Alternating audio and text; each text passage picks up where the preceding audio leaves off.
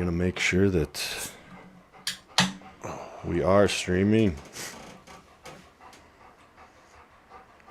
Get a little dog sound effects here. Oh, yeah, you can hear him. Yeah. Good boy. Yeah, we're live right now, man. So, all right, guys, welcome to the podcast. We've got Andy Edlund here with his world-famous dog, Dash Dog. Cheers. And how did you end up naming Dash? Dash is named after a friend of mine who had a golden retriever named Crash. Okay. And I loved Crash. He was just a great dog.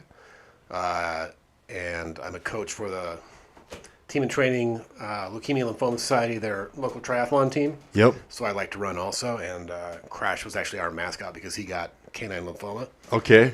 And then after he passed, I was like, I'd wanted a golden for years. So Crash was a dog who passed away from canine lymphoma. Correct. And so then that's okay. Yep, and I like to run, so Right. I had wanted to get a golden retriever, and people were like, "You've been talking about getting a dog for 10 years. You should just do it." So I was like, "All right, I'll get a dog, and I'll name him Dash as a tribute to Crash." Right. Crash and Dash. Crash and Dash. Okay, so Yep. when you did go to get this dog, how did it all come to be that you found Dash? And when you decided to go, you've been talking about it for a while.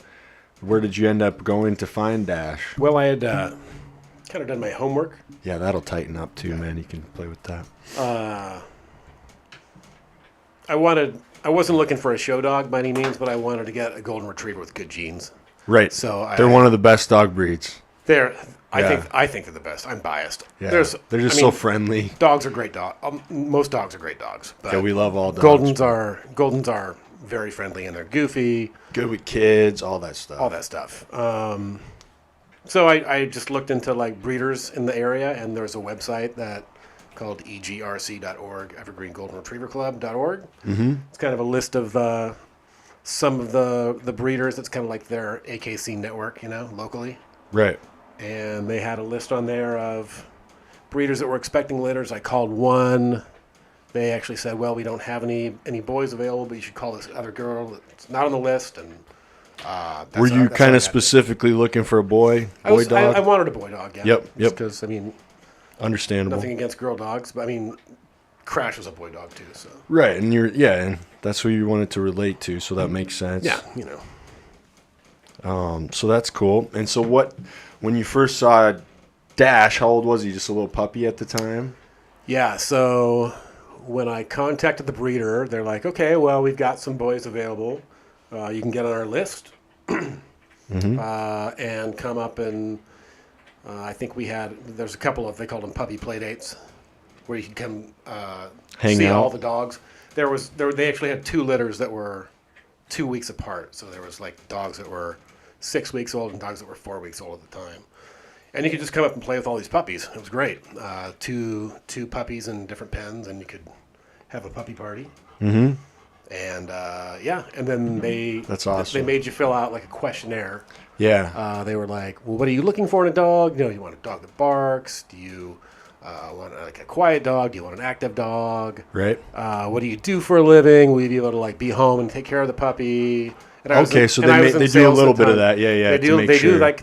They kind of do their homework. They want to make sure you don't, make sure the dog's going to get a good home. Yeah, you have a fenced yard and they actually send somebody out to check to make sure that you're, they come and knock on your door and you have to let them in and they check out your house and make sure that, you're not a hoarder or anything, I guess. And they check out that your yard is fenced and we pass the test and then there you go. Now you got Dash. Well, and then when after we completed my questionnaire, they were like, we've narrowed it down to 2. You can have, we think you'd be a good fit for Mr. Purple or for Green Guy. Okay. And me being a coug, I was like, let's go with Green Guy because, yeah, Huskies are a little too purple. So. Oh, so because you're not a Husky fan, you didn't want Mr. Purple? Yeah, I went with Green Guy. And it turns out... And Green Guy turned out to be Dash? Green Guy was the way to go. I got the best. Green Guy was the best fit for us. So. Right. Well, and then there he is. And how many years ago was that? That was March of 2011. So that was 11 and a half years ago. So you've had him for a while now. Yeah. And for those of the people that don't know Dash, he's a good dog. He's So I met Andy through Postdoc Brewing, where I work as a bartender, and anybody that goes to Postdoc pretty much knows Anybody that goes to Postdoc knows Jinx, obviously, which is Jinx is there all the time. a pit bull mix, and she's kind of a princess, and she's a famous dog. And then everybody knows Dash, and so he's pretty famous through Postdoc. And We've been coming to Postdoc since I looked it up, May of 2015. which is shortly after they opened, I They think. opened up, I think, in December of 2014. So you'd had Dash for a few years. He was Yeah, he was like 4 years old. and then started going to Postdoc. Yep, and we walked in. My brother told me about Postdoc. My brother lives nearby also. Okay. It's like, hey, have you been to Postdoc yet? I was like, nope, haven't heard of it. Really, back at that time, there was only one other real kind of brewery in Redmond, and that was Black Raven. Right. They were in their little spot down on Willows Road. We used to go there quite a lot, but they were only dog friendly on the patio. So, we always would go to like Seattle or places, during the wintertime that would allow dogs inside. There's a lot of dog-friendly places in Seattle, I assume. Yeah, there's, in the Northwest and certainly more on the East Side now, Right. there's a lot more dog friendly options than there used to be. I know, it's really cool. I mean, I remember working at a bar where we, it was a restaurant too, and we didn't have dog-friendly, and it's the people in this area are so used to it that they almost get mad Yeah. if it's not dog-friendly, and yeah, it's kind of interesting. I love working at a dog-friendly bar. It's just awesome. You get all, when you go to work, there's something about having dog-friendly place that seems to make people just a little bit like nicer. Yeah, it's kind of when kids and dogs are around, people start acting a little softer and they're just a little more kind. And Yeah. it's really hard to be in a bad mood if you see like a friendly dog, Yeah. So it just puts everybody in a good mood, I think. So Yeah. I really enjoy working at a dog-friendly place. So you started going there with Dash, and now just to let people know, so like Dash on Instagram has like 51,000 followers, so he's got a big following. And so why don't you tell us the story of like, to get a platform like that with a dog is pretty cool, and you've used it in certain ways. It's allowed you to do some philanthropy work and some other kind of cool things and stick up for some causes. And so, like, let us know how this happened with Dash, like how he blew up on Instagram and everything, and how, Dash Dog online came to be. All right. Because he's kind of a phenom, you know what I'm saying? Yeah. Yeah. He's got a big paw print. He does, man. Yeah. So let's hear about the whole story about Mr. Dash. So that first visit to Postdoc was actually kind of when he started becoming a little famous locally. Right. He had an Instagram account. We had just kind of started. And on that first visit to Postdoc, they had a little chalkboard outside that said, and it looked like a kid had written it, or like a dog, or something. It was just all Yeah. it was just all craggly handwriting, and it said, "If you can read this, it's time to drink beer." And inside it said, "Take a picture of your dog, tag Postdoc and Postdoc Brewing and Postdoc Pup." Okay. Which we do, a pup of the year. Right. Every year. But so back then they used to have a monthly pup. Okay. And that was the first month they did it. And so Dash was the first pup of the month at Postdoc. He was their very first ever pup of the month. Okay. And then at the end of the year, they had, that was May, so they probably had like 8 or 9 dogs. Right. In the 7 or 8 dogs in the playoff, and he was selected the first pup of the year. So Dash won pup of the year. He was first pup of the month and First first pup of the month. Sorry, first ever for both. Okay, that's pretty And cool. so, and he got a crown. They had like a party, and he got a crown, and we got some gift cards, and and that's really kind of where he, we started. I don't know, it was his first award or anything like that. So Right. that's why when we come back to the pup of the year parties, he's always like Postdoc Pup Emeritus. He's kind of He's like the king pup, Yeah. right? It's he hasn't. It doesn't go to his head. He knows it. well, he's a pretty humble dog. Yeah. I mean, He stays pretty. He doesn't let it go to his head too much, but No. it is cool. So when pup of the month, pup of the year, how did that transition into just this big following on Instagram? It just kind of took off from there. So that was 2015. Yep. And we just started getting a few more Instagram followers every week. We just regular postings that I would do, and then the Mariners started having these bark at the park nights Yep. where you can bring your dog to the baseball park. And the whole thing with Dash's account, like the way that it started, and what I still try to do with it is like it's all written from his perspective. Like, what would Dash do in this situation? Right. What does Dash think about this? What would a dog do? Like what would a dog do in a tap room? What would a dog do at a baseball game? Well, if a dog went to the baseball game, he'd want a hot dog, right? Of course. So he's hungry. But I didn't know how that was going to work. So before we even went to our first Bark at the Park game in 2015, I think, maybe 16, I just cooked a hot dog at home and put it in its mouth and see what had happened. And he held it for like literally 3.5 minutes. Before you kind of had him trained. Finally, I said, I just go ahead and eat it. I didn't know what would happen. Right. I didn't train him really to hold food. I just put it in his mouth to see what would happen. And he held it for like 3 minutes. Okay. So then we went to a Bark in the Park game that year, and I got a hot dog picture, and I put it on his Instagram account. Mm-hmm. And that was well received, and we got a few likes. And the same thing for the next couple of years. And then the big moment was in 2018. Yep. We went to a game, I think it was September 5th. 2018, and we did the same thing that we usually do. I went and bought him a hot dog. Yep. Took my hot dog photo, and then I had moved a few sections away from where our tickets actually were, because the lighting was better over there. Right. So I thought anyway. And, okay. And I kind of posed him so you could see the field and got the scoreboard a little bit, and took this hot dog photo of him holding it. And the people behind us were just oohing and awing, and laughing. They see this cute dog, right. And they're like, wow, this dog's eating a hot dog. And for me, I've been doing that for years with him, so I'm just trying to block it out and get the photo. Because you're trying to enjoy the game. I'm not really enjoying the game. There was literally like a whole bunch of dogs there, and the Mariners weren't good that year. I was just trying to get the content done. Get the content and then go back to my seats and then try to enjoy the game. But literally, when you're in the grand, like at a Bark in the Park game, sometimes it's hard to pay attention to the game. There's just so many dogs there. Okay. And they've got like dog content going on throughout, like breaks, like hold your dog up and Simba Cam and all that stuff. Okay. Very cool.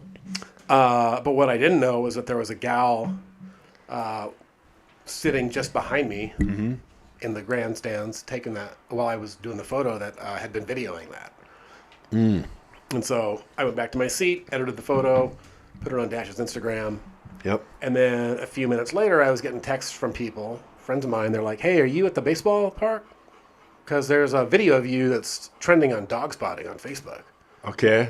I'm like, yeah, I'm at the baseball game, but I didn't put a video up. Because it's not like you weren't like really trying to like go viral. No, I mean, I wasn't trying. I've never really tried. Like you're doing it for fun because it's a fun thing to do. It's a way to be creative, and people like my dog. And Dash is awesome, so it's like fun, And so.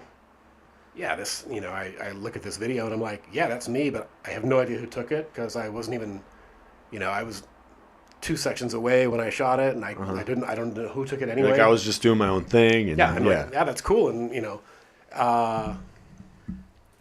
so I kind of didn't really think that much of it, and overnight. Shout out to Postdoc. Yeah. We got him some. Multiplayer Guild collab IPA from Postdoc Brewing. Come check it out. It's tasty. You should always check out Postdoc. Yep. Good brews, especially the pre-rec pale ale. That's everybody's favorite. I know. They shouldn't. We should never not have it. I agree. Shout out to whoever's listening, Tom.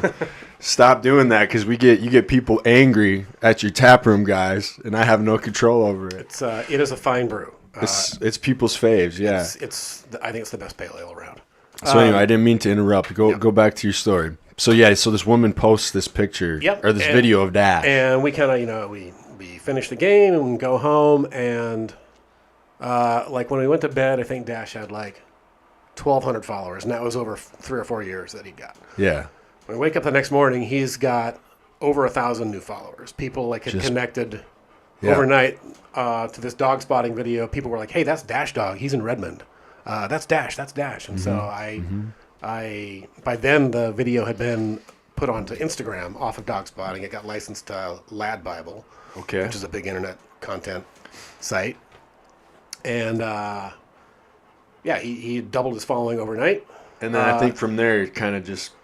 Yeah, well, so like the next couple days... my phone was actually going dead while I was at work just because there was so many people commenting and liking this video and this post because I connected with the gal that took the photo, and I was like, hey, can you tag me on this? This is Dash Dog. I'm his owner. And she's like, oh, yeah, of course. I love what you do. I love your account. So, yeah.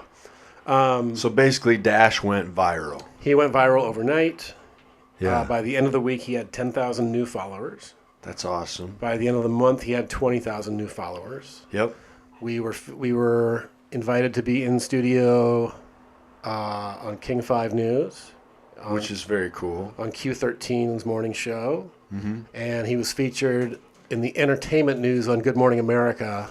So he kind of just became this famous dog. He went crazy. He was the number one topic on multiple categories on Reddit the day after it happened, which is, I'd never really been on Reddit, but people were like, your dog's number one on Reddit. So I was like, I should open up an account and check this out. Yeah. I didn't have a Twitter account. We opened a Twitter account because the Mariners had tweeted, it's official, this very good boy gets to decide if hot dogs are sandwiches or not. And a couple of friends and I had been involved in a very thorough debate the previous week about whether or not hot dogs were sandwiches. And so what do you think they are? The Dash's verdict is that hot dogs are not sandwiches. They're not. They are delicious, but they are not sandwiches. They are magical. They're not tacos. They're not sandwiches. They're their own Their own thing. I'd say they're their own thing. They're not really a sandwich. Yeah.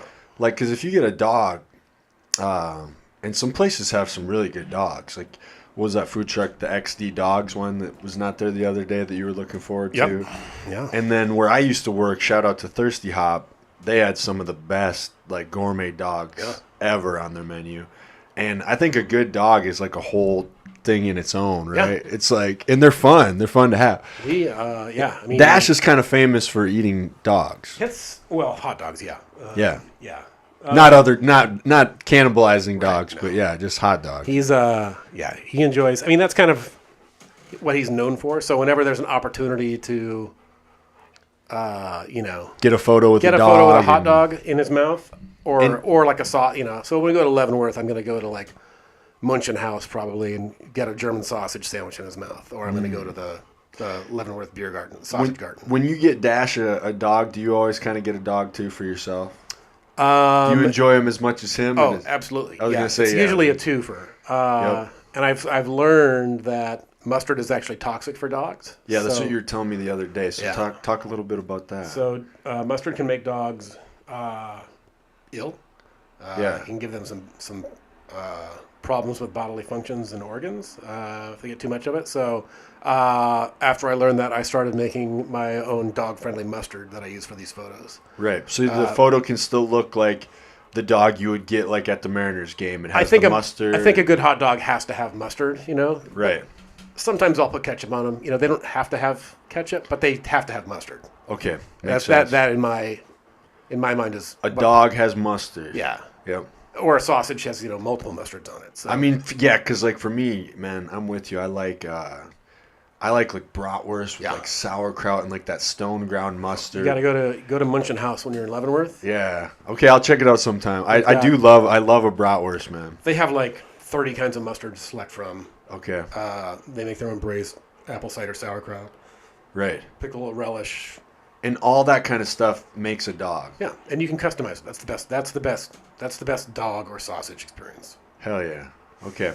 So anyway, you found out that mustard is toxic to dogs, so you make your own. Yep. I just make a little. I'll go buy some Greek yogurt, and I mix in a healthy amount of yellow food coloring. Yep. To make it look like mustard, and then I just put it into a little squeeze bottle, and then I bring that in with me to the ballpark. Right, and so if that's on there, Dash loves it, I'm sure. He doesn't know the difference. I'm sure he probably likes it better because it's not spicy. So. Right.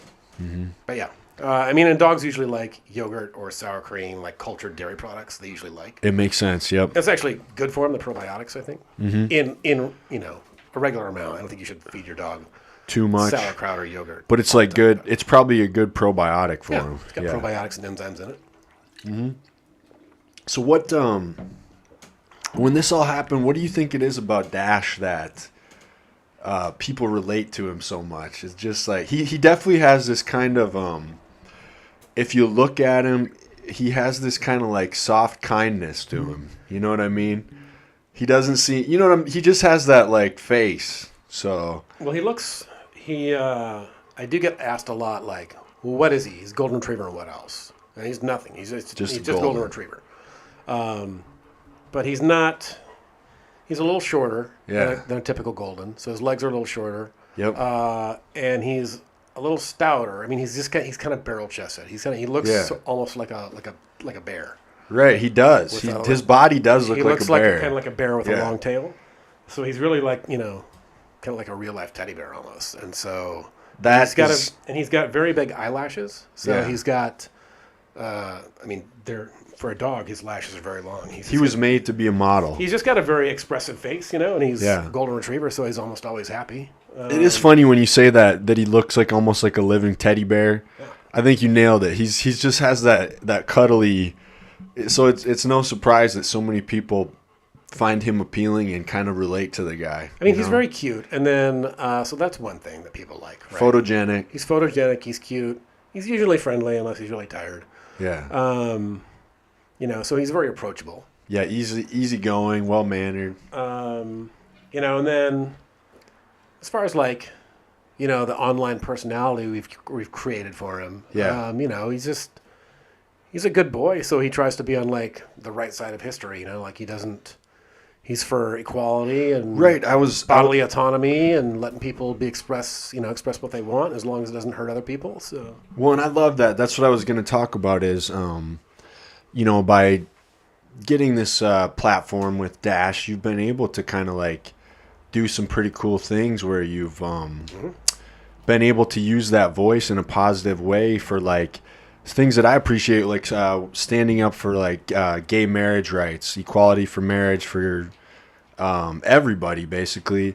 And then, not to get too political, but he was sticking up for women's rights with pro-choice and the overturning of Roe v. Wade, which I think is in my opinion, like I said, I'm not too political on here, but for me, I think that's just insanity that you're not going to let women have the right to, control what happens to their own body. So I do think it's cool. And I'm sure also you've been able to turn that into some kind of philanthropy where you've been able to probably help raise money for certain causes with that. So you get this big platform, you're able to use your voice. And I do want to tell you, from me, I think that was really cool when I saw that with the marriage equality and the sticking up for pro-choice with Dash, using your voice for those positive things. Just from me being your local bartender, I really thought that was pretty dope myself. Thank you. You know what I mean? So talk a little bit about that, some of the cool things that you've been able to do with the big following that you've got. So right when we, September 2018, right, he was everything was going viral. We were getting, we'd been on the news and Good Morning America. I'm a Coug, obviously. Went to Washington State You're University. also a very passionate sports fan, for people that don't know. Andy is a huge supporter of sports. Well, yeah. I mean, I enjoy sports. I enjoy the local teams. Not like he'll get in a fight with another guy. Yeah. He's not that passionate, but you definitely enjoy him. Yeah, I enjoy a good match or a game, So, but I hadn't been. I'm a Coug. I hadn't been back to campus in 3 or 4 years. Yep. And I was my phone's exploding. I got to get out of town for a little while. Mm-hmm. And Dash had never been to Pullman, so I didn't know how dog-friendly Pullman was, really. I just kind of was I got a ticket to a game, put him in the car, went over. And Pullman is pretty dog-friendly. And everywhere we went, everybody was like, is this the hot dog? Because he'd been all over the internet. He'd been all over the internet for 3 weeks, right? At that point. So he was hot at the time. And all the students were probably all over the internet and had seen him and his viral moments. And I was like, yeah, this is the hot dog. And one of the bars that we go to quite often now, but it's called the Coug. It's a locally, well, not local. It's a nationally famous Coug bar located in Pullman. Okay. And they have this pretty exclusive mug club that in order to get in, you usually have to be a student. Sometimes they let an alumni in, but usually you get it as a student. And there's an application process once each semester. And I was texting my brother, and I was who's also a Coug, and I was like, man, this is crazy. Everybody here loves Dash. We've been to the Coug multiple times, and he's put his paw on the wall. That's one of the things with the Coug. Everybody writes their name on the wall. So Dash got to put his paw print. And then it's repainted every year. Yeah, so his paw print was there. Okay. Well, it wasn't. I drew it on. It wasn't his real right. But yeah, I drew it and put his name up there. The idea. Yeah, and I'm like, people are going bonkers. And my brother was like, he's like, you should try to get him in the mug club. And I was like, that's a great idea. Probably never worked. Who'd let a dog into the Mug Club? But okay, so I kind of started this campaign. I got a lot of photos, that I kind of like kept reposting and tagging the Coug in. Yep. We went back over a few weeks later that was when College Game Day came to Pullman, for the Oregon game. And it was like having the Rose Bowl in Pullman. It was amazing. And we kind of befriended the social media manager for the Coug. Turns out he's a huge Dash fan. Right. And now he's a really good friend of mine. Yep. His name's Lance. He's a super great guy. But, so we, later on that year, we applied for the Mug Club and Dash got in. And usually it's voted on by the students, the staff of the, kind of get all the applications together. And they usually allow like 30 people in. And in Dash's case, the owner actually pulled the application and said, this dog's getting in. So he's the only. He had a good relationship with He's the only non-human member that's got a mug at the Coug. So that's pretty cool. And then you get to reap the benefits of that. I mean, the benefits are you get discounted price on beer for life when you're drinking out of your mug. That's pretty cool. That's cool. But you're also, there is a kind of a code of conduct that you have to abide by. Like you can't behave like a jerk. Right. You have to kind of, the being a member of the Mug Club usually means you're very spirited and you're usually kind of like a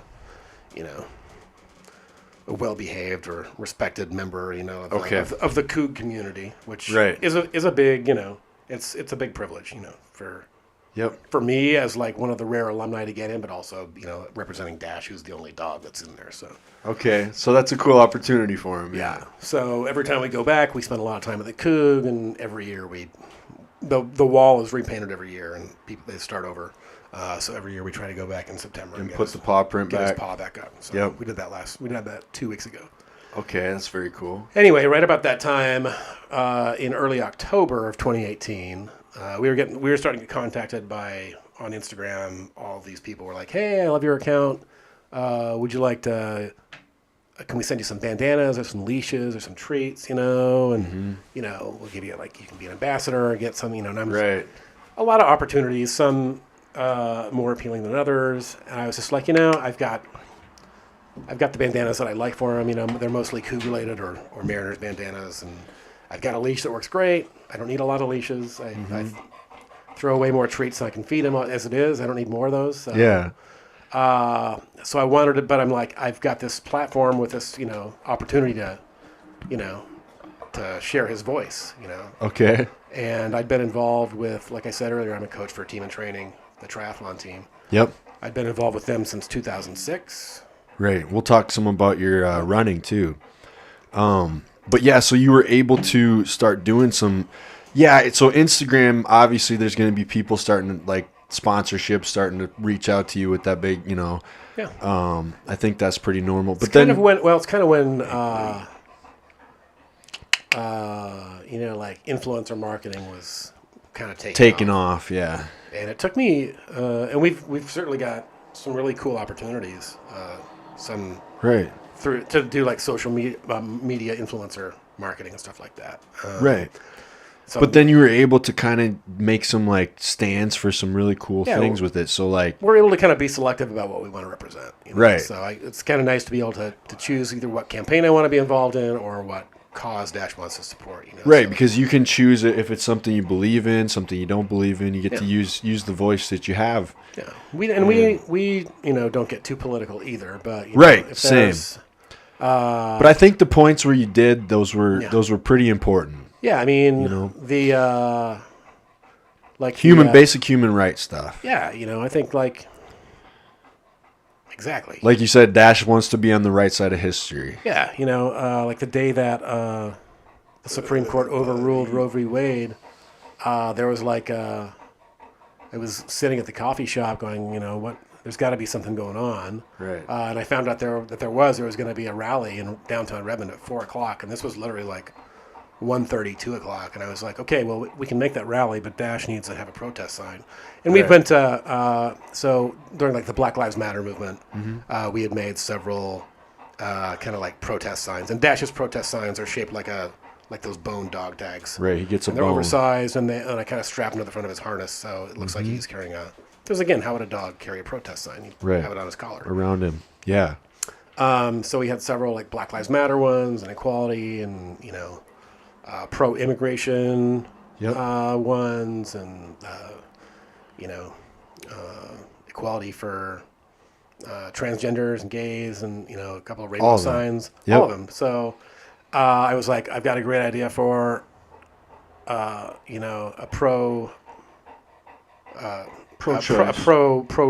pro-choice, protest sign for Dash. I just don't know if I can make it in time because I had literally 2 hours. So Right. I went home, I designed it, went down, printed it at Kinko's, got it on a sign, got it cut out, and we were at the rally. And then I created a reel, and then just of Dash at the rally. And then how do people respond when they see this guy there? It probably actually raises People a lot were- of spirits. Yeah, people were. It's obviously a very serious topic, and a lot of people were upset, but they were like, It is. but seeing Dash there with his. So maybe he with even his- brings with a little his- bit of relief to some of that when Yeah. you're really stressed out. That's what we like to think. Because dogs do that in general. They have this calming effect where, that's why they're able to be like support animals. And therapy dogs. Yeah. They're therapy dogs because they just make us feel good. So Yeah. honestly, that probably was, nice for the people that were there, Yeah. especially if they are directly affected by it Yeah. and stressed out. He had his sunglasses on, so he looked like he was a cool dog. Yeah. But yeah, he got a lot of photos, a lot of laughs, a lot of people saying thank you for being here and thank you for being, pro-choice. Like I said, we want to be on the right side of history. But that video from that event, I just tried to document kind of what we're doing, what he does on a daily basis, but that video had like 500,000 views. Mm-hmm. Yep. Dash is able to make a difference, so that's cool. He's just sitting here like. This is why people love him. What he's doing to me right now. He's literally just got his head like buried in my leg here, just being all sweet. Yeah, he's a good boy. Yeah, he's a good boy, aren't you? Hey, buddy. We got to get you some treats, huh? Oh. Yeah. But anyway, no, that's awesome. So, oh yeah, we got a treat here. Here, let's give him a treat. Dash, you want a treat? Give him some treats. Here you go, buddy. Yeah, good boy. Oh, good crunch. He loves that. There's not many treats he doesn't like, so. Right, I could see he loves it. Here, let's see if we'll get him up on camera here. Here, buddy.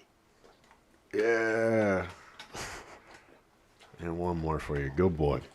But anyway, so besides doing this with Dash and being one of my customers at Postdoc, you also are running Ironmans.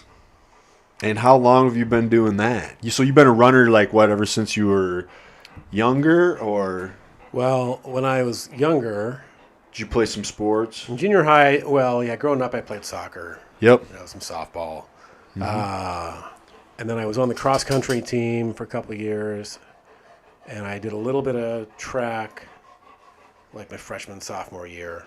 Yeah. But then I really didn't do much. And I had a paper route when I was growing up, so I used to be I rode my bike all around this area here, actually. Right. But I hadn't really done team sports. I was on like an intramural softball team in college, but hadn't done a whole lot like post-college. Okay. And ex-girlfriend of mine was like, when we were going out, I had bought all this running gear. And but we'd split up. She was training for a half marathon. I was working at my dad's restaurant, which is a barbecue joint, so I was eating meat and potatoes for 2 meals a day. Yep. So I put on some padding around the waist, and I was. And how old were you at this time? 36. 36. Okay. I think 36, probably. And that's when you kind of decided to get into running. 34. I'm sorry. Okay. Wait, what year is it now? 22. Yeah, 34. So in your mid 30s, and so you felt like you'd gained a little weight. Yeah, I was just kind of in a funk and kind of looking for a way to kind of get a little bit more active. Right. And a friend of mine had also done a triathlon. So when I used to manage a brewery restaurant downtown Seattle, Gordon Biersch. Okay. One of my bartenders had done a triathlon with them. And came back from her event week and was like, oh my God, I did this race. It was so cool. We swam, we biked, we ran. You meet great people. You raise all this money. She's like, you swim a mile, you bike 25 miles, and then you run a 10K. And I was like, that sounds like the worst idea I've ever heard of, to be honest. So at the time when you first heard it, you were thinking, I laughed it off. This is ridiculous. I was like, why would you swim that? I'm like, I can't swim that far. Like, I haven't ridden that far on a bike since I got my license. Mm-hmm. And, why would I run that far? I mean, unless somebody's chasing me. Right. And then fast forward to, a couple years later, I'm sitting in my dad's restaurant. My ex-girlfriend was training for a race. I had all this running gear sitting in my closet that I hadn't been touched. Mm-hmm. I'm, sitting here patting my belly. You wanted to do something about that. And I kind of remembered, what was the name of that group that Shannon had told me about, that did this charity race? And then literally like 5 minutes later, a guy walked into the restaurant with these flyers. He was wearing a purple jacket. And he's like, can I put these flyers up by your door? And I'm like, what are they for? He's like, well, it's for this group called Team in Training. We do triathlons and running events and marathons and charity bike rides. Very cool. We raise money for blood cancer. And I was like, that's the universe giving me like 3 signs in 5 minutes. I'm like, put them over there and give me one of those pamphlets. I believe in that kind of stuff, man. That was something was trying to... The only way I can explain it. Yeah. And so I, went to one of their information meetings, and I was like, sounds cool. Don't know how I'm going to do it. I had taken swim lessons as a kid, but I hadn't swam really like in a pool in 20, 25 years. And so I went to a practice session, and I was like, oh, how hard could it be? I took swim lessons when I was a kid. And got it, and I was like, oh, yeah, I really don't know how to swim anymore. So it was literally... I was a horrible swimmer for basically the whole... I mean, I finished the race, but I was a horrible swimmer for 8 weeks. I was in the kiddie pool. Yeah. There was a bunch of us in there learning how to swim again. Right. But see, that's the thing when you hadn't done it for so long, and then... so this is a sign from the universe. You decide to start doing this, and then the thing is, like, it's cool because what it did is, like from the outside looking in, it made you do something that was outside of your comfort zone. Absolutely.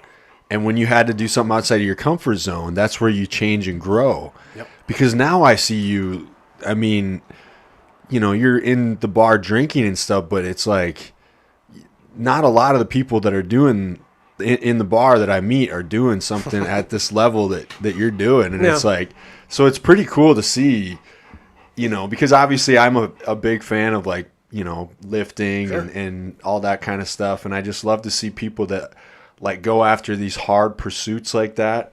And so that's cool. So the universe sent you this sign and it throws you into this very challenging, very hard thing, which makes you have to like do something you're not used to. You get out of your comfort zone and then you change and you grow. And so after that first race, was that something that you got addicted to it then? Or did you immediately think like, oh, I'm never doing that again? Or was it just like you caught the bug? And well, so like when I signed up for the first race, I had no intention of doing more than one. I didn't know what was going to happen. But you took a chance. Yeah, I took a chance. I remember like being down there at the race, and I was like, the coach was like, well, what's your goal? And I was like, I don't know, 3.5 hours. I guess my goal is to finish in 3.5 hours. And I plucked that out of thin air. Like I was like, I could probably do that. Right. But it turns out my actual time was 3:29:59. So I beat my goal by 1 second. Okay. Yeah.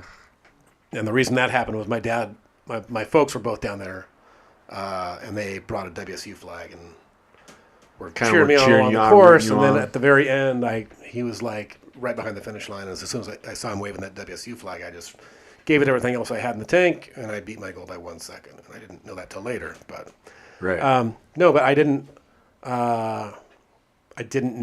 I hadn't planned on doing more than one race, but I met so many amazing people through that community, and felt good about raising money for blood cancer research and patient services. And by the time by the time we landed back in Seattle the next day, because that race was down in San Francisco. Yep.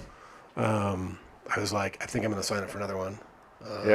And so I signed up for a race the following spring. I had originally signed up for a race in Hawaii called the Lava Man, which is a race I've done 10 times now, but I didn't do it that year. I actually switched to a half Ironman team. Okay. Up in Victoria. So that's wild. From that first time of taking that chance, and you had no intention of doing any more, how many races do you think you've done since that moment? good question. Quite a few, huh? Yeah, I mean it's. And for how many years since that have you been running? Well, Or doing these marathons? that first triathlon was in 2006. Wow. And I've done. I mean, there were years where I would do up to 4 or 5 races in a season, which up here is mostly from like, late spring to like late summer, because that's when the races are here. So for like 17 years you've been doing this. Yeah, it sounds kind of crazy. Wow, man, that is crazy. Some of them are much shorter. Some are what we call an Olympic distance or an international distance, which is a 1,500 meter swim. Mm-hmm. So just recently, you just did one. How long was that one? So that was an Ironman. And how long is an Ironman? An Ironman is 140.6 miles. And you just did that. I did it. So the rest of you beer drinkers at Postdoc, look at this guy. Yeah, it was 2.5 weeks ago. You need to get out there and start doing some of this shit, because that is impressive, man. That's a 2.4 mile swim. Wow. Not in a pool. Either in this case it was in a lake, but if you're in Hawaii, it's in the ocean, or in California, it's usually in the ocean. Yep. 112 mile bike ride, and then you run a marathon. Oh my God, man, that is so crazy. And I've never run a pure marathon. Yeah. All of my marathon distance runs have been in Ironman races. So I've never just done... So it's always a mix of swimming, biking, and running. Yeah, I've done a lot of half marathons. Yep. Just, outside of a triathlon, like I've done... When you are training for like that Ironman thing, what kind of stuff do you do? Do you do biking, swimming, and running when you're training up to it? Do you do a lot of running? And if so, how do you kind of... during a regular week... What does a week look like when you're kind of like gearing up to do an Ironman? Well, if you're training for any distance triathlon, you're going to be swimming. You should be swimming, biking, and running at least one of those each a week, probably twice a week. So like even for like a shorter, like an Olympic distance schedule, like the schedules that I write for my team, we usually have one coached workout a week and then an on your own workout. Mm-hmm. And then 2 bike workouts. Usually, if it's a coached team event, then we have like a long bike on Saturdays, and usually on a weekday, you'll try to get a shorter one, and maybe on your trainer at home or a spin class, or you can go out and ride. Right. By the way, trainer rides are really boring. I hate them. I have a trainer, but I'd much rather go to a spin class or just ride outside. I find the trainer in your own home in front of the TV extremely boring. Yeah. It's so boring. And then running. We have usually like a coached workout a week where you're, running drills on a track or doing like a longer distance run, and then another. So you got to do a couple runs a week, probably. Probably, yeah. And then sometimes sometimes there are days where you do what's called a brick workout, which is where you combine 2 of those disciplines in one day. So you kind of get a little taste of the actual marathon. Well, a brick is for a triathlon workout, so for triathlon training, but it means it's usually a bike and run workout, and sometimes you're doing like bike run, or sometimes it's just a long bike and a long run, and sometimes it's a run, bike run. But it's to kind of get your muscles used to like transitioning, going from kind of one workout to another, involving multiple systems. Both, so it's kind of all endurance work, right? Yeah, but man. I mean, also not always. I mean, you have to train. You have to get your body used to being able to go those distances. Yeah. But the way that you get sometimes stronger and faster is doing more intense workouts for a shorter amount of time. So like the way to become faster, you're going to do speed drills. If you want to get your mile pace faster, even over a longer distance, you've got to do some speed workouts. So it's not always just training a long distance to run a long distance. No. It's sometimes training shorter distances to get your body better. Yeah, and I'm a big believer in high intensity interval training. Yes. I'm a huge believer in that because I've done a lot of that over the last several years at Orange Theory Fitness. Right. I've been doing that for I think 7 years now, and it has made a huge difference in my racing. I've heard that from so many people that do long distance running. Yeah. And the one recently I can think of is a dude on Instagram. I can't remember his name, but he's the son of Cameron Haynes, who is this bow hunter and marathon runner that I like. But he did that too, where he was trying to run, I believe it was like a certain amount of miles, and he was training for it too much. Yeah. And he ended up not being able to make it. and then he stopped doing the training like that, and he was doing like I think just like weightlifting and more resting in like shorter distances. And then when he tried it again, he did it like that, but it's because his body was so depleted from running these long distances over and over again. You can certainly so when I do, like if I'm training for an Ironman, the marathon portion of it is 26 miles. Yep. My longest training run is usually, in a season leading up to that, is usually 20, 21 miles. Mm-hmm. I never run 26 during the thing. Which is still pretty... It's a lot, but I mean, awesome. anytime that you get like over, the longer the distance, the more, the greater the possibility of injuring yourself, especially with something like running where it's repetitive force on your joints. Yeah. How are your knees holding up? My knees are in pretty good shape. They're good? I mean, I'll be completely honest with you here. Like, I mean, I really enjoyed my race at Ironman Canada that I just did 3 weeks ago. Yeah. Kind of what we're talking about here is it's better, I think, to go into a race undertrained than overtrained. Because if you're overtrained, you've probably already got some issues that you're aware of. You've already worn some stuff out. Yeah, and you're like, I just got to be able to hold it together, Right. And I went into this race with the mindset that, like, I'm going to do this one for fun. I'm going to want to, I don't want to, like, train all summer long, and, I still want to be able to do things that I like to do and go places that I like to with Dash. Yep. Still go on adventures. But I still, trained a pretty good amount, but not what I have trained for as hard as I trained for previous events, and did a lot of high intensity interval training. Do you think and that I had a great time? I mean, I felt really good. To be honest, the last several miles on the marathon, I slowed down, but I was okay with that. I knew it was going to happen. That was part of my plan. But you're doing it for fun at this point. Well, at that one I was, because I did my second Ironman that I did was the World Championship in Kona, which was an opportunity I got because Dash went famous. So, right, dude, that's awesome. Yeah, that was so when he went in 2018 when he went viral and the phone was blowing up, and I was trying to figure out what to do with his voice. I was like, well, he's the team mascot for our triathlon team, and our charity gets 5 or 6 slots for the Ironman every year in Kona, the World Championship. Yeah, and I applied for it, and I was like, I don't know if I'll get it. Turns out I did get it, but I didn't know I guess I was kind of a shoo-in for that because I'd been a coach for 10 years and I had a famous dog that everybody in the society loved. So it's so crazy that imagine if that moment never would have happened back in like 2006, how different your life would be. You know what I mean? And so I imagine all this running and this training and the community that you built around it with your team and all these, it's like it probably allows you to do, like, you can enjoy beer because you're going to burn off the calories. You can, it's like, it's just seems like such a healthy. Well, I mean, I've thought about that quite a bit. And, honestly, sitting here right now, I just think about it a little bit even more. Like, if there would have been, if that guy hadn't come in and I hadn't signed up for that race, I might not have gotten Dash even because then I wouldn't have known Crash. Crash wouldn't have been our team mascot. Mm-hmm. Might not have caused me to go get this guy. It's amazing, those moments in life, man. But the best friends that I have that I'm in my life now are the people that I've met through team and training. Right. People that I've coached and that I've worked with and that I go to races with together.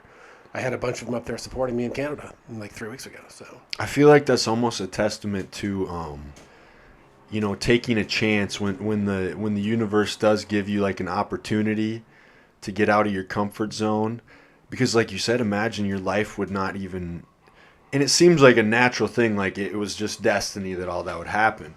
But you think about that, had you not taken that chance and not put yourself through that hardship with that first race, like who knows, none of this would have happened, man. You wouldn't even be the person you are now. And yeah, it's cool when you think about those kind of moments in life that make you who you are. Yeah, and that was certainly one of them. That guy in the purple jacket walking in, and it was. Yeah. We found out later. I mean, that gentleman passed on. He was from a form of blood cancer. His name was Skip. He was like a really big. He was heavily involved in our chapter up here, multiple events. So. Yep. Yeah, but I mean, I had to get out of my comfort zone to do that first race and teach myself how to swim and then I got out of my comfort zone. They asked me to like be a team captain and mentor. And then later I got out of my comfort zone and they asked me to be a triathlon coach and teach people how to do triathlons. And I was like, you want me to do that? Was it hard to start thinking of yourself in that role of being like the mentor teacher type of person? Because I know like even me, it is sometimes hard. You get that imposter syndrome of like you just said, like you want me to do it, but you probably are totally qualified. You haven't done it yet. Well, and then you step into that role and you get to do it, man. I'd been in some leadership roles in high school and college, and in my professional career as a manager, and a leader in business. So that wasn't as uncomfortable as like, when they asked me to be a coach for the first time. That was a little unusual, especially when it came to like swimming, because I was, like I said, I wasn't like, I still wouldn't say I'm a great swimmer. I'm a much better swimmer than I was 16 years ago. I think I have, my first coach has since told me that I'm probably a good swim coach because I was such a poor swimmer 16 years ago that it's easy for me to relate to. Because you know what it took to actually newer get swimmers, better. To people that are nervous in the water. I am able to kind of like recognize their fear, their anxiety, and kind of like, I'm like, hey man, I've been there. Trust me. Like, just listen to me, and we can. Right. So maybe that even makes, like you said, it makes you a better coach because it was more difficult for you. I don't know if it makes me a better coach. It gives me like you can a relate skill set and ability to relate to them, and and so we get all kinds of athletes on our team. Like we get some people have done lots of triathlons, and some people were great swimmers in high school and college, and have can outswim me with their eyes closed. And some people have been running before, and sometimes we'll get somebody that we have to teach them how to swim. Yeah. Sometimes we get somebody that's never ridden a bike before. Yeah. Sometimes we get a lot of walkers on the team, and so we have to be able to kind of like, we welcome everybody. We don't want to, everybody's welcome on our team, and as long as they hate cancer and want to, fundraise for blood cancer research, they're welcome. And so, right. That's such a good cause. We try to get people to the finish line healthy, and on race day the goal is to get them across the finish line. But yeah, I mean, what a cool community you've been able to build through that. Between that and Dash, and I think that's pretty awesome. So, I guess with that and Dash and having this voice online, what are some of the things that you've been able to do, like as far as raising money for fundraisers? You've probably been able to do a lot of that stuff, man. We've done. We've been able to do quite a bit. Yeah, talk about some of that. Well, I'm a Coug. The mascot of WSU is Butch the Cougar. Butch T. Cougar is his real name. Okay, yeah. T stands for the, by the way. Right. But he and Dash are best friends on social media. Okay. And obviously, Butch is a student athlete at Wazoo that's anonymous until the end of their term, and then they kind of like reveal at the last home game. They take off the mask and reveal who they are. Right. But so Butch is like anonymous, like nobody knows who Butch is. Butch is like you go to Mickey Mouse or you go to Disneyland, and he's like Mickey Mouse, right? Nobody knows who Mickey Mouse really is. You never see him without his head off. No. I know because I used to work at Disneyland. Right. When we were kids, we used to go to this place. It was in Wisconsin, and it was like Jellystone Park. Oh, yeah. So it was like Yogi Bear gimmick. Yep. And we got to be Yogi. I got to be Yogi. My best friend got to be Boo Boo, and my sister was Cindy. So that was like, so I got to do a little bit of that, but I did get to nothing crazy. I auditioned to be Butch the Cougar. Yeah, I feel like that'd be a fun I was gig. A student. I didn't make the cut. I did get to wear the costume one time. He's trying to. Yeah, I see that. He's trying to nest over there. He's screaming. He's making himself a little bed. He's gonna lay down and. Yeah, make yourself come. I should have got that beanbag cleared off. You could have sat on that over there. Oh, there you go, buddy. But yeah, anyways, so yeah, being a mascot, that could be fun. I feel like it's hard work. I got to wear that Butch suit one time because they had a golf event over here when I was in high school, and they couldn't get Butch over here, so they sent over the suit. Okay. And so I got to wear it, and it was that thing is. I don't think I'd want to do it, man. It's a sweatbox, man. Yeah, it's like I remember, like I said, we did the Yogi thing, and like they put this vest on you the first thing they do, and we were like kids when we did it, but I was tall already, and then they put all these ice packs in it. Oh, you know, man, because well, you're just like sweating. I'm like, I would not. This thing didn't even have any ice packs. Like, I hope those people at Disney Yeah. get paid a lot. Well, plus they're only on stage for like 15 minutes at a time. So. Right. I mean, that's probably all you can handle with being. Well, that. but I mean, like Butch. But Butch those is out mascots there- at sport events are there their whole time. They're out there like 3 hours. You know, multiple running costume around, changes. and Yeah. they're doing wild stuff. And I've been able to meet some of the guys that have played Butch before. Right. So has with Dash being, you know, the famous Dash dog that he is, has that been able to get you some opportunities to kind of meet some cool people in the sporting world? Like, Sure, it opened a has. few doors and stuff where you're able to kind of like, you know, you're kind of well known with this dog, and you get to meet some of these cool people. I know they are. I know there are. I just can't remember. Right, We've been able to meet like I feel like it probably comes natural to you too, man. we've met a lot of coaches. You know, like at WSU, we met the basketball coach and some of the other coaches. Right. He's got to meet some of the famous Coug, like the footballers, like Gardner Minshew met him, and Max Borghi, and a couple others. Yeah, the current quarterback, the current head coach. So Cam Ward, Jake Dickert. Yeah, that's pretty cool. When we go to Coug events, it's pretty funny. People are like, we went to this trade show, this Coug's first trade show back in the spring, and people just were going bonkers. They're like, "Oh, Dash is here," you know. Famous dog, yeah. Yeah. So it's pretty fun. It's very cool to be well liked and received in a community that you care about. You know. Yes. That has special meaning to me. That's valuable. It's fun. So It's kind of cool that Dash then can like come to Postdoc and people don't just flock to him. He just gets a place where he can kind of just chill. You know, if you do, because I mean, that might get to be a lot sometimes. You know, well, it's usually not. not too crazy. It's usually not. He's not like the Beatles. No, He's not like Carrie Von Erich. Like in 2018, he was kind of like the Beatles. It got in pretty public. wild for a while. It took us like a half an hour to get out of the RV parking lot. Yeah. One time, we were trying to get to walk like 200 yards. So the people were like, "Oh, is this Dash dog? I got you a picture with Dash." Yeah. It's calmed down a little bit. He still gets recognized. We're happy to, take photos and say hi to everybody that wants to. I mean, Yes. it's still. Well, and he definitely genuinely loves people. And he's not the one that's trying to get somewhere on the schedule. That's me. Right. He's happy to just like meet whoever. He doesn't know that we have a schedule, so he's yeah.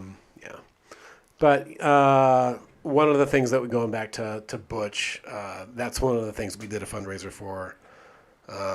Right. So you've been able to raise money for all these causes with this guy. Yeah. So Butch, it's a small. There's a scholarship fund that's kind of been set up to help support, the student athlete that plays, that's inside the costume, that's Butch the Cougar. Yeah. Because they don't get like a full, they get paid like a small hourly wage, but it's not very much. It's not. Right. It's not.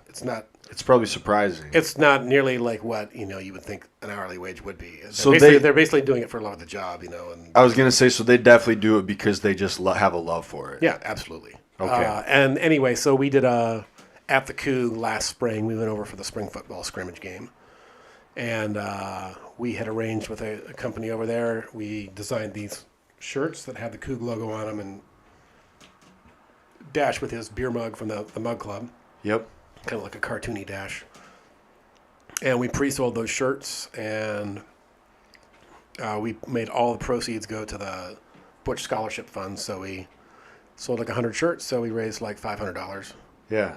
For it. And then while we were at the event, and then after we put pictures of the shirts up, people were like, "I still want a shirt. Do you have any more left over?" I'm like, "No, it was a one, you had to order them in advance." Yeah. I told you guys, you weren't paying attention. So we were able to open the store back up. We sold 200 more shirts. So we were able to raise $1,500 for the student. Oh, man, that's pretty awesome. Cool. The biggest one that we've done when I got the Ironman Kona campaign, we did a whole bunch of different things. I mean, we had we had mixers at like Postdoc, like for Dash's birthday. The fun, we had it was a benefiting Leukemia and Lymphoma Society, so like $1 from every pint that we sold that day, and we had raffles and giveaways. I think the food truck even donated that day. We just did a ton of events that year, and we sold Dash hats, Team Dash hats that a friend of mine helped me design, and we sold those. But we wound up raising $113,000 in that campaign. Man, for LLS, which was that's extremely awesome. yeah, and that was what 2019, but we're still fundraising for that since I'm still coaching teams for them. And So it's not just like a insignificant amount of money you've been able to raise for some of these places. no, I believe that anybody can contribute to a cause that's important Any to them. amount is cool, right? Yeah, any amount is cool, and oftentimes the most valuable thing that you can contribute is your time. Right. Because then you can get other people involved in it. So, Do you guys have any stuff planned for, like, why don't you tell everybody, like, what does a week look like with Dash? And then, like, what kind of stuff do you guys have planned for the year? well, what does a week look like in Dash's world? It probably can change very. Yeah, it depends what we're doing. Sometimes it's football season now, so we're going to go to Pullman a few times. I think we're probably going to go. We'll go at least 2 more times this season, maybe 3. We've already been over once. There's yesterday we went to another bark at the park. They had a baseball game a dog-friendly game at that T-Mobile Park. There's 1 more of those in 2 more weeks. So, there's coming into fall. That means the pumpkin patch up at Craven Farms will have their dog-friendly day pretty soon. So we'll do that. Right. Halloween. There's Halloween parties to be had. We're gonna go to Leavenworth. Do some Oktoberfest content over there. Yep. Some of the stuff, a lot of the stuff we do, I would say like half of what you see on his page is kind of planned stuff, and the other half, maybe it's 40%, but a large percent of what we do is just stuff that happens. He's just out living his life. And we'll be out seeing something, and I'll take a picture of it and post it and see what happens. But so you have to kind of live in the present, right? But you can also plan things. So yeah, we don't really have like a typical week. So right. It just kind of changes. it's different week to week. Yeah. But training is over because I'm not doing the Ironman for a while. So how long do you think you'll do another one next year? I don't know about next year. Originally, when I signed up for this race, it was 3 weeks ago. Ironman Canada up in Penticton, which is in British Columbia. And if you've never been to Penticton, I had not been until that trip. It's absolutely beautiful up there. You should totally go. Mm-hmm. It's east of the mountains.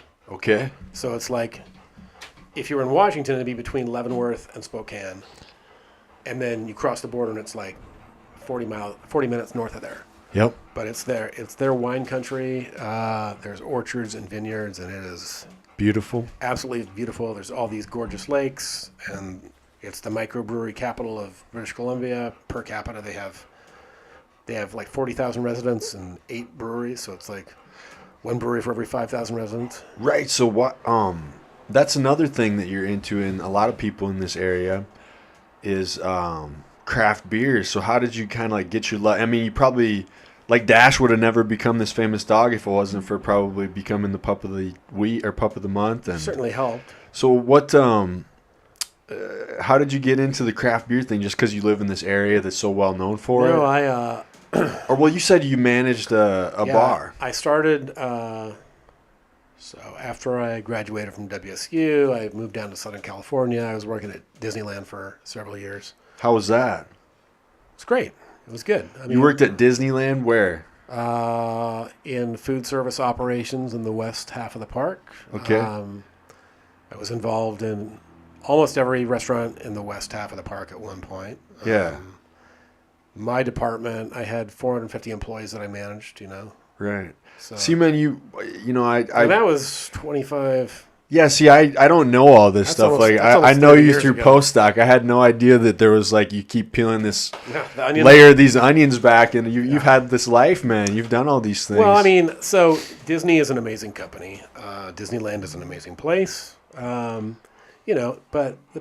everybody that works there is a human, and sometimes you get well, good yeah. managers and bad managers. Right. And I had a manager that, I didn't necessarily see eye to eye with. I have all a the good time. manager. Shout out to Jason. Yeah, I love so- him. I'm lucky. But yeah, I know what you mean. I've had some bad ones before. So a really good friend of mine and I and another guy who all worked there, we all kind of left about at the same time. You're like, this is And it. We're done. Well, we were looking for other opportunities, like it's Yep. just, Understandable. But, and that's not unique to Disney at all. It happens in every company I've ever worked with. Things always change, philosophies always change. Right. That's part of business. But we left and we went to this chain called Kookaroo, which is no longer around anymore. It was kind of like a healthier version of Boston Market. Okay. Skinless flame broiled chicken, rotisserie chicken, hand carved turkeys, and like a whole bunch of sides. And really good salads and sandwiches. Very healthy. Worked there for a couple of years, and then my boss at that company left to join another restaurant group called Gordon Biersch Brewery Restaurant, which is a brewery restaurant. So they make German-style beers and lagers. And where was this at? This was in Orange County. I mean, they had several. California. They had several restaurants in California, Nevada, Arizona. Yep. And were expanding, and they were opening a unit up here in Seattle, in downtown Seattle. And my boss knew that I wanted to get back up here, and he's like, "You can." And you were born here as well? I was born in Virginia, but I grew up here. I mean, Born in Virginia, My grew dad up was here. my dad was in the Navy. My folks are both from Washington, so. Okay. When I was like 3.5 or 4 years old, they moved back here. So you kind of grew up here. This was where you would consider home. I grew up right down the street from here in Redmond. So Okay. anyway, my boss was like, "You can interview they're hiring for this Seattle team that's going to open this restaurant. If you don't get selected there, you can come work with me at the location they've got in Orange. I'd love to work with you still." And so I wasn't hired for the Seattle team, but I wound up working at the location in Orange, California for about a year and a half, and then transferred back up to Seattle when they had an opening on the team then. So I worked in a working brewery for 6 years, I think. Okay, so you know that's the how brewery life. You worked in it for 6 years. I mean, obviously I was a coug, so I drank a fair amount of beer as a student, Right. and we used to go to, when we were in Southern California, like our big hangout was the Goat Hill Tavern, which was one of like the first, it had like 62 taps, which in the 90s was unheard of, right? And it was before you had places. 62 taps? Yeah. Damn, man. But now they have places that have What did like they even have on? That's like, how would you even fill that many? They had a little bit of everything. There's a big keg room in the back. Oh my God! Imagine the place. lot of lines to 62 clean. taps. Yeah. Well, now they have places like the Yard House. They have like 99 taps or 100 99 taps. Where's that? taps. They were all over. I think they're still in Long Beach. I'm not sure. Last time I saw that And they was have 10 years. 92 taps. Yeah, it's a lot. Holy I mean, and shit. the keg room is like quite a ways away from the. So they got these long You lines. got long lines. But you got to have a big keg room. Oh, the keg room's big. Yeah. But the lines are long too. So there's also a lot of beer sitting in those lines. Can't imagine. Yeah, it would take a long. It's like a full-time job, I would imagine. Like, so what do those people do when they go there when they have to pick a beer? How do you even pick out of 99? You kind of your menu's usually kind of categorized by style. Like Yeah. so you have to kind of know like, do I want a stout? Do I want an IPA? Do I want a pale? 'Cause this was in the 90s, so this was like things are much more organized now. Like Right. people are much more educated about what they want like now. Mm-hmm. And even back then, so even if you had 62 beers, like a lot of them were still like I would say now you're right. Heineken's and Budweisers and all that other stuff. Okay. But it was a lot. Yeah, because a beer lot of more drinkers now well-known are brands. very much like, most of them are very knowledgeable and educated about what they want. So it's Well, no, a well, lot of them are. I guess I'm a little spoiled where I'm at. Most of them kind of know what they want, but Yeah, I spent a lot of time at postdoc, Nick, so not everybody knows what they yeah, want. you so. know, just like staring at the thing, like no idea. Yeah. Yeah, What's a pale? What's a stout? I'm usually like an overly optimistic person, so yeah. Yeah, I mean it. I think, yeah, where we live and work, people certainly know more about beer than most places. But Right. But there's still. And so that was just kind of your love of beer just kind of happened because you worked with it. You grew up. Yeah, I mean, it was it was all Gordon Beers brewed German style beers. So they were brewed there. They weren't like beers that you could find. They were all lagers except for the Hefeweizens and ale. Right. So they were different kind of beers. Yep. And my brewer that was at Gordon Beers, his name's Brian Young. He owns Hellbent Brewing up in Lake City Way now. So right, which I've heard of that. That's he's a good killing it up brewery. here. It's a very dog friendly bar. His dog Steven is just turned 12. He's one of Dash's best friends. So okay, shout out to Steven. They're about 5-6 months apart on the age department. Mm-hmm. But Steven's a good boy. But yeah, I mean, I just kind of like. It's just been part of your life, kind of. Yeah. So I mean, well, obviously,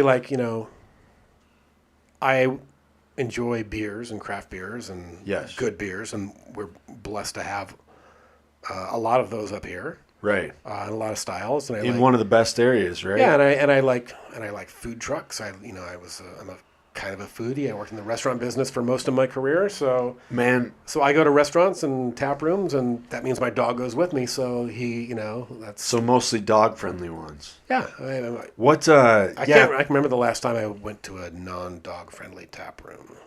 Most of them are here. So what? If you're like a foodie, man, what's around the food trucks around here? Let's hear some of your favorites. Because I do think we have some great food trucks around here. Got some good food trucks here. Cascadia Pizza's a good truck. They are so good. QT Tacos. Yeah, yep. Pretty good truck. They're a good truck. Definitely. They do a great quesadilla. Mm-hmm. They get really good chorizo. My favorite food truck is, it's hard to pick. Dash's favorite food truck is the Seattle Barkery food truck, which is parked over at Merrimore Park. All dog treats, correct? Yeah, but human quality dog treats, and they bake them at their facility in Lake City, which is just literally like 2 or 3 blocks from Hellbent. So you can go to Hellbent and you can go to Seattle Barkery. Yep. My favorite food truck is Layers Sandwich. Yeah, Layers Sandwich Company. Is that what it is? Yeah, shout out to Layers Sandwich Company. I've never had it, but they don't come to the east side. We tried getting them to Postdoc, but they have a very loyal following on the west side. I followed them on Instagram, and it looks insane. The best sandwiches. Like my manager Jason and his wife Jess have said nothing but good things about it. We've run into Jason and Jess over at Urban Family when they're there on Sundays. No, and Ashley and Avery, the couple that run it, are the nicest people. They're so nice, so generous. They love Dash.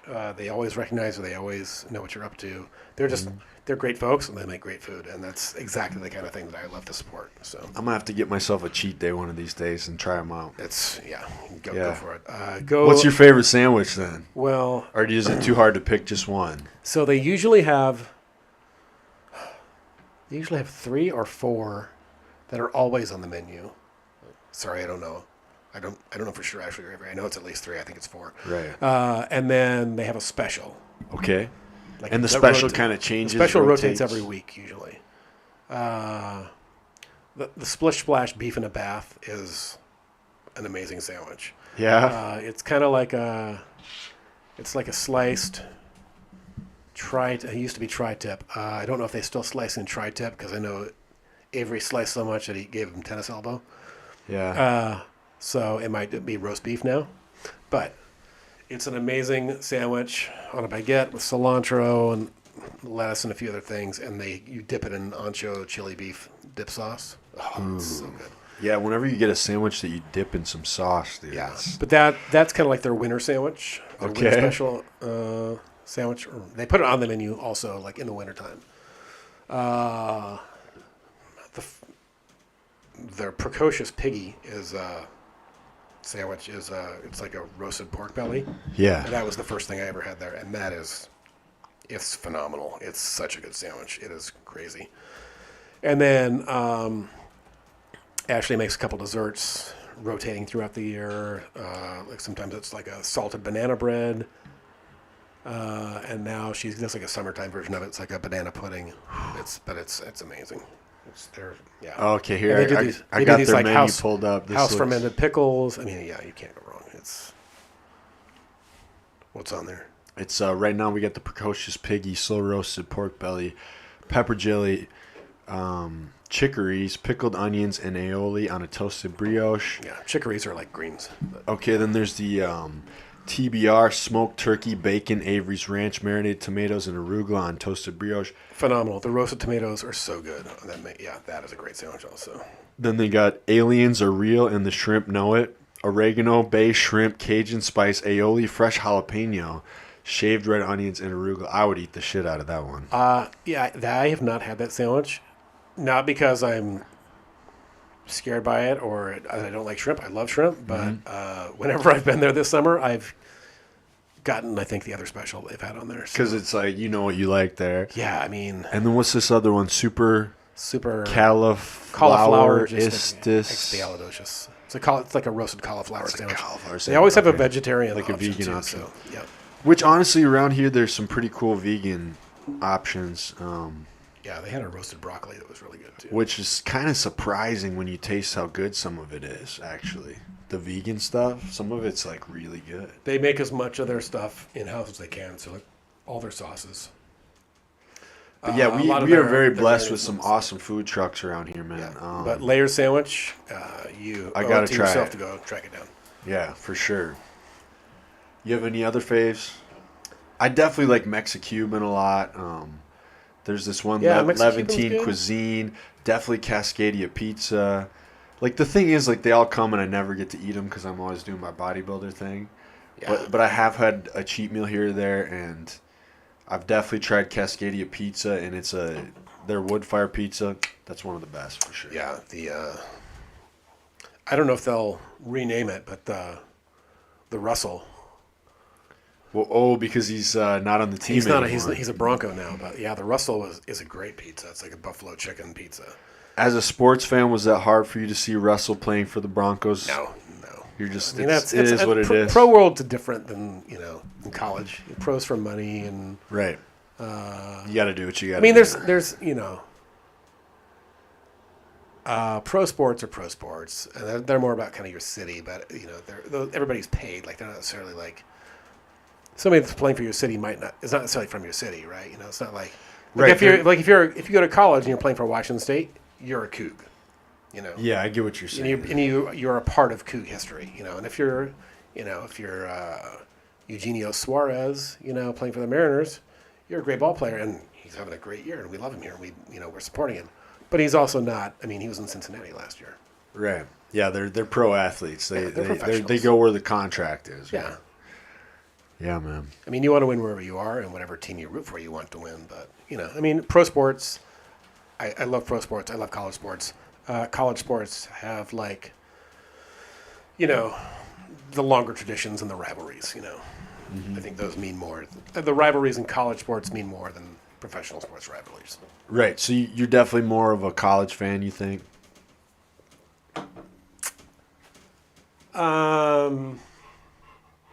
No, I wouldn't say. I mean, football-wise, yeah.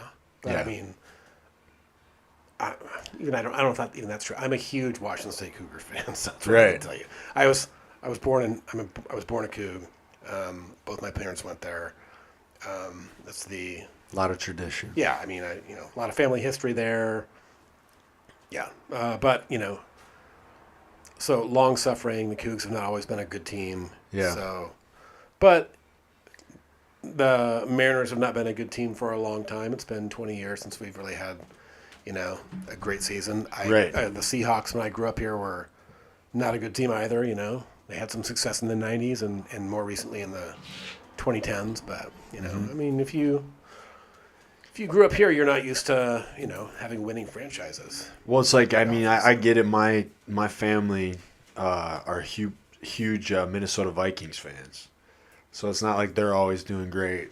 You know what I mean? So they've had good times. They've had some really, really good times, really, really high times, and then some really, really low times. But they just my family love the Vikings. You know what I'm saying? Like they just it's just part of the culture. They love it. You know, Yeah. so I get it. You stick with your team Yeah. that you love, and Yeah. that makes a lot of sense, man. It's probably fun getting to go to a lot of these games and bring Dash with too. Yeah. Well, like the Mariners games, he gets recognized a lot. People look for him. Yeah. And I try to go to as many of those Bark at the Park games as I can, because I kind of feel like he's the ambassador of Bark at the Park. They put him up when they're trying to sell tickets for it. Like if you go to the He's Bark the at the Park face of it, webpage, probably. I mean, He I is kind of think deservedly so. He's the John Cena of the Bark at the Park, man. He's the Dwayne Johnson Yeah. of the dogs. He's the Rock. He's the Rock of the hot dog holding dog. I would say, family, yeah. I mean, just look at him. So, I guess my next question is like, what? How long do you think you're gonna keep running? These Ironmans and stuff. Do you think it's gonna slow down? And then, what does the future for you and Dash look like? Where do you see yourself? I mean, obviously he's getting a little older, but you guys got a lot of stuff to do. What do you see in the next few years? So, race-wise, I don't really have any races on the calendar. Is there something is there like a point where you feel like you got to hang it up, or do you want to kind of try to keep it as part of your life as long as you can? No, I mean, because you're super healthy right now, so there's no yeah, reason I mean, to stop. I've been lucky to not have any, serious athletic injuries. My knees are fine. I feel good. It is funny though. I notice everybody that comes in here, including you, me, like, and a lot of them been big body built. Like everybody that sits for a while, I'll see them start rubbing their legs a little bit or move. It's I just gotta do that naturally. I don't like it's. I just don't sit still well for very long. But right, it's hard, man. I need to get some better seats in here too. No, it's not the seats. It's just I always kind of like moving a little bit, whether it's tapping a toe or moving my leg or some twiddling. Just kind of that thing you got. Shifting your weight. That's just something I've always done. Same. Yeah, race wise, I don't know. I'm gonna coach my Lava Man team again, which is a race in Hawaii. So keep coaching, obviously. Yeah, I'm gonna keep coaching, and so when I'm coaching that team, I'm also on our bike and run workouts. I'm running and biking with them when they're swimming. So you're always going to be staying I'm active. Yeah. Yeah. So I mean, I'll still be doing that. I'm sure I will do. I mean, I might do the 12Ks of Kirkland or the 12Ks of Christmas coming up in December. That's like an 8-mile run. I'm sure there will be a couple of races on my calendar next year. I just don't know what they are right now. Mm-hmm. I had gone into Ironman Canada thinking that it might be my last Ironman because, training for an Ironman, it's a lot of work. Even if you're not training a lot, it's still, It's still a lot of work. It's still a lot of work. But it had been a couple years since I did one. The last time I did one was 2019, and then it was great. I mean, they're intense, but they're different. It's just like it's such a long day, and you kind of have to like dig deep, and there's so many people out there supporting you, and I don't know if it was just I think it was a couple of things. I think it's like the course up there in Penticton was so beautiful, and the people were so supportive and so nice, and it was just such a great community. I mean, you meet a lot of really cool people in triathlon and endurance sports. There's people know that you're going to be suffering out there, so everybody's very supportive. Yeah, and uplifting.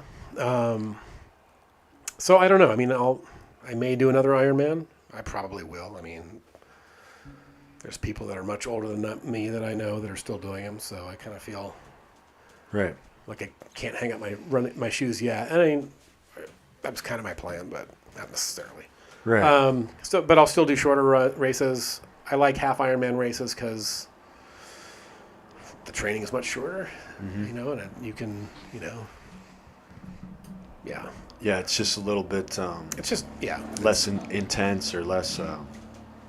Less time. I mean, there's a lot of time that goes into training for an Ironman. Right. Not just race day, but the time involved in getting there, which is what makes it so rewarding. Yeah. But it's also a lot of time. So. It is, man. Yeah, and you're probably already pretty busy.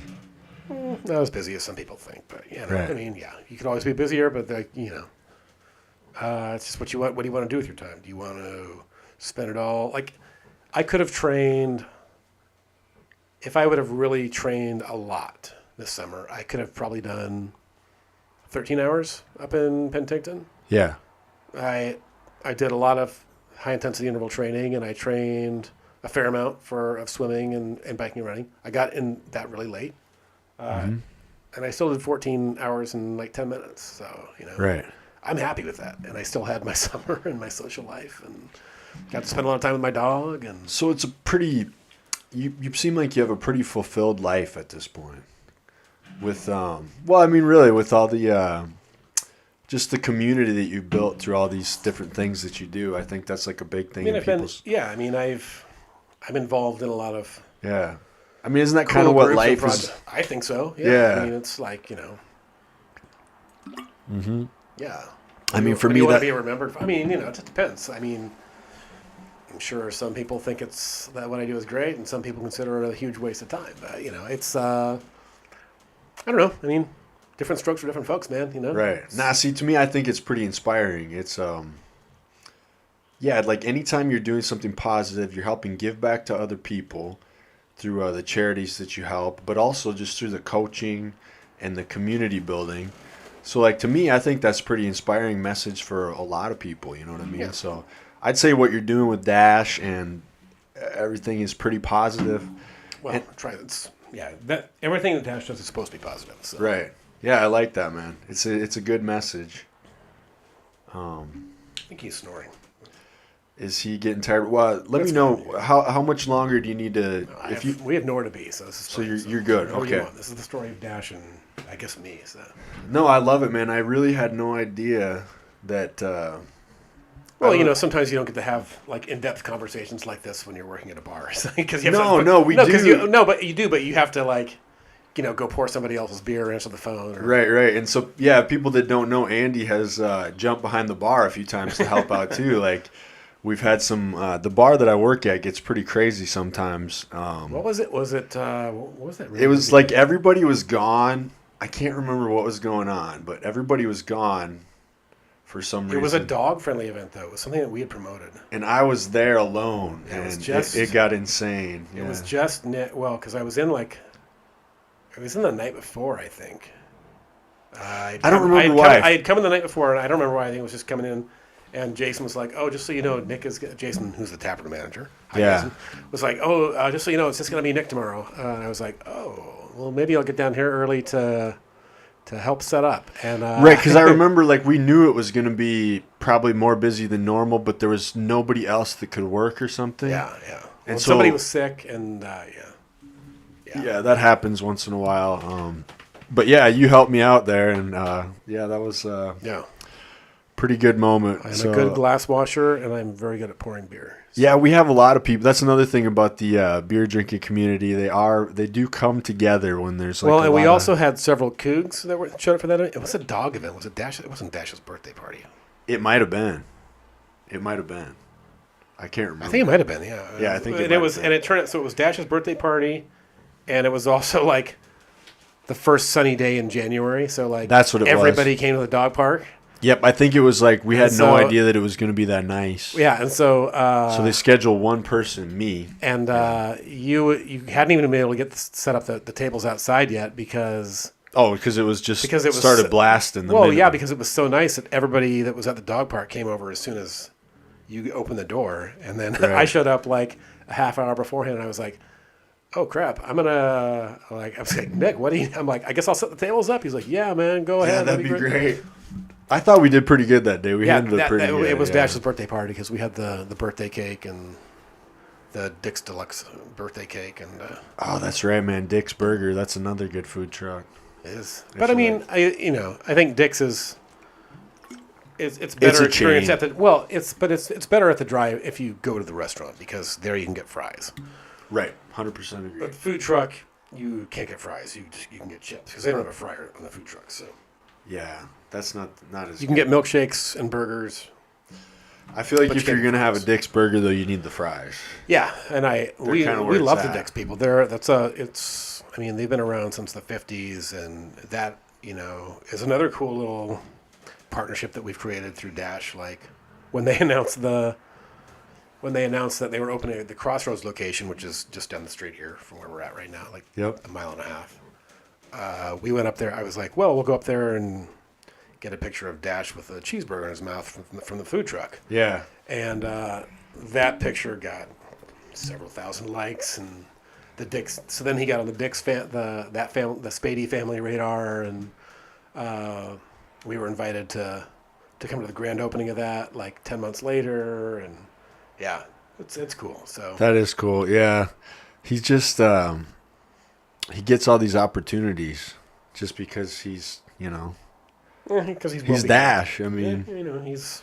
You guys have been able to do a bunch of like calendars and stuff like that too. So the calendar is that actually started before he was famous, before he went viral. That started as a fundraiser for back before I was coaching the Lava Man team and I was still doing the race. Mm-hmm. A friend of mine had said, a friend of mine that I went to Pullman with, her name's Katie Cox. Hi, Katie. Was like, these pictures are really great. You should do like a Dash book or a calendar or something. And it was like, a calendar sounds way easier than a book. Yeah. To produce. So, I would select like 12 photos, and what we try to do with them is make sure they're not photos that we've posted on social media. So it's something different. Yeah. It's been harder and harder to do that. But so we try to make them be, if you want to see those photos, they're only exclusive to the calendar.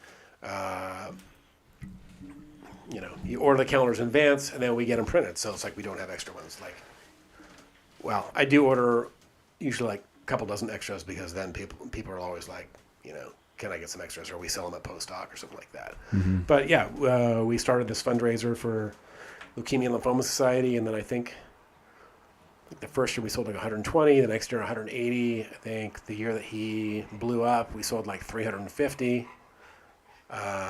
And all those are, some of the proceeds are going to raise money. Yeah, so I mean, we sell them for $25 or $30 if you want a potographed edition.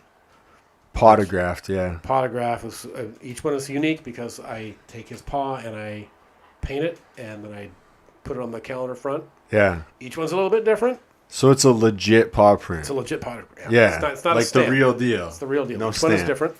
And so those things cost usually about, I think, $10 to produce. And so like, it's a fundraiser. So I all the proceeds, I don't keep any of it. They go to LLS. So, $15 or $20 per calendar. It's a lot for a calendar, but it's also a fundraiser. But if you know that the money's going somewhere good, it's probably half the point that you're buying it. Last year was the first year we didn't do the calendar in like 5 or 6 years because of supply chain issues. Like the Vistaprint, where we made the calendars, this online printing thing. Right. Like the price went up so much, I would have had to charge $40 per calendar. I was like, nah, it seems kind of expensive. It's not worth it, right? But and that was just because of supply chain stuff.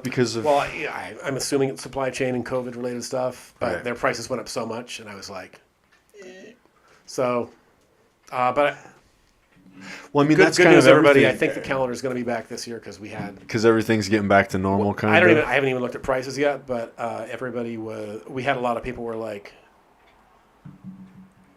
disappointed, or that really look forward to that calendar because they get it every year. Yeah, and we've met people that are like, oh, I send that calendar to my mom every year, or like my son sent me that calendar. Like, what am I going to do for their birthday calendar, present, right? Or their Christmas present, or their stocking stuffer, and it's really kind of like, it's really an honor to be like a part of people's lives like that. Where like they're looking. It's every year too. That people are like, oh, they so look forward to, your dog being a daily part of their life. Yeah, like, that's pretty cool.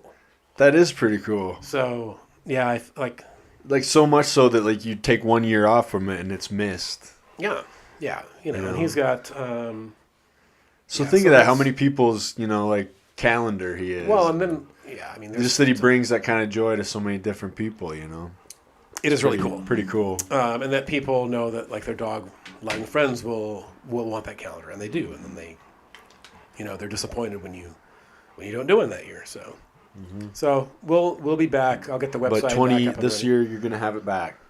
Yeah, it's what, mid-September now. I got to get the website up and updated, and we'll start taking orders again, taking deposits. It's pretty wild that it's already 2022 and almost 2023. You know, like just that COVID stuff was crazy. Yeah, it's a couple lost years. I mean, I'm gonna be, what day is say? The 15th. Yeah, 15th. And my 50th birthday is in 8 days. That's crazy for me to believe. So that's pretty wild. But you're still running. I don't feel 50. No. I don't feel almost. Well, 50. and because you're doing all these, you're doing this healthy stuff that keeps you young. Helps. Well, it definitely does, because I mean, it's kind of like you get older. It's like you don't use it, you lose it, type of thing. Yeah. Hey, come here, buddy. If you use it, you maintain it. I think. I think you do, and I mean, it helps keep you young. It helps keep tissue on your body. Yeah. That wouldn't be there. Hey, Dash. Should we give him another treat? Oh yeah, go ahead. So yeah, fundraising. That's it. To me, dude, 50 doesn't sound that bad if I have a lifestyle like yours. Yeah, I mean, and I've been noticing that a lot lately. I keep finding people, like even my neighbor Nate, the dude. I don't even know how old he is, but he's a little older than me. But he's in super good health, and like, so it's like I'm starting to just, I don't know, like getting older doesn't seem to be as big of a deal anymore. As long as you keep yourself healthy, right? Yeah, I mean, hey bud, here you go. I don't know if I'm lucked out in the genetic game. Maybe, but maybe it's all this time. I think it's that, and that I got this activity where I kind of stay active. I mean, I could certainly be. I'm not. You do like all this weightlifting. Yeah, you're drinking beer and stuff, but you can run it. I mean, that's part of the reason why I do these races, so that I can pretty much drink and eat whatever I want. I don't go crazy. I mean, but because you're running, you kind of can. I had a cheat day yesterday. We went to this. We were invited to this tavern in Belltown called Trade Winds Tavern. Okay, how was it? It was good. Awesome. It's on 2nd Avenue. Very dog friendly. Yeah. We'll be posting pictures probably tomorrow of our experience.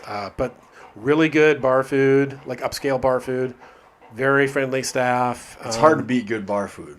It's really good bar food. I mean, yeah, their tachos were really good. Loaded tachos. I love tachos. Yeah. Yeah, it's big, and a pretzel and like a hand dipped corn dog and good drinks. Very dog friendly. Nice staff. Yeah. Yeah, that's awesome. But I think that does allow you to do some of that stuff, man. All this running and the stuff you do, it keeps you like burning calories. Yeah. Well, I mean, like look at the Rock. Well, Orange Theory like has an app, that you use to schedule appointments and stuff. But you also are a heart rate monitor in your class, so it has cumulatively tracked my calories burned and my splat points like over the years. And I bet your resting heart rate's great. I think it's even.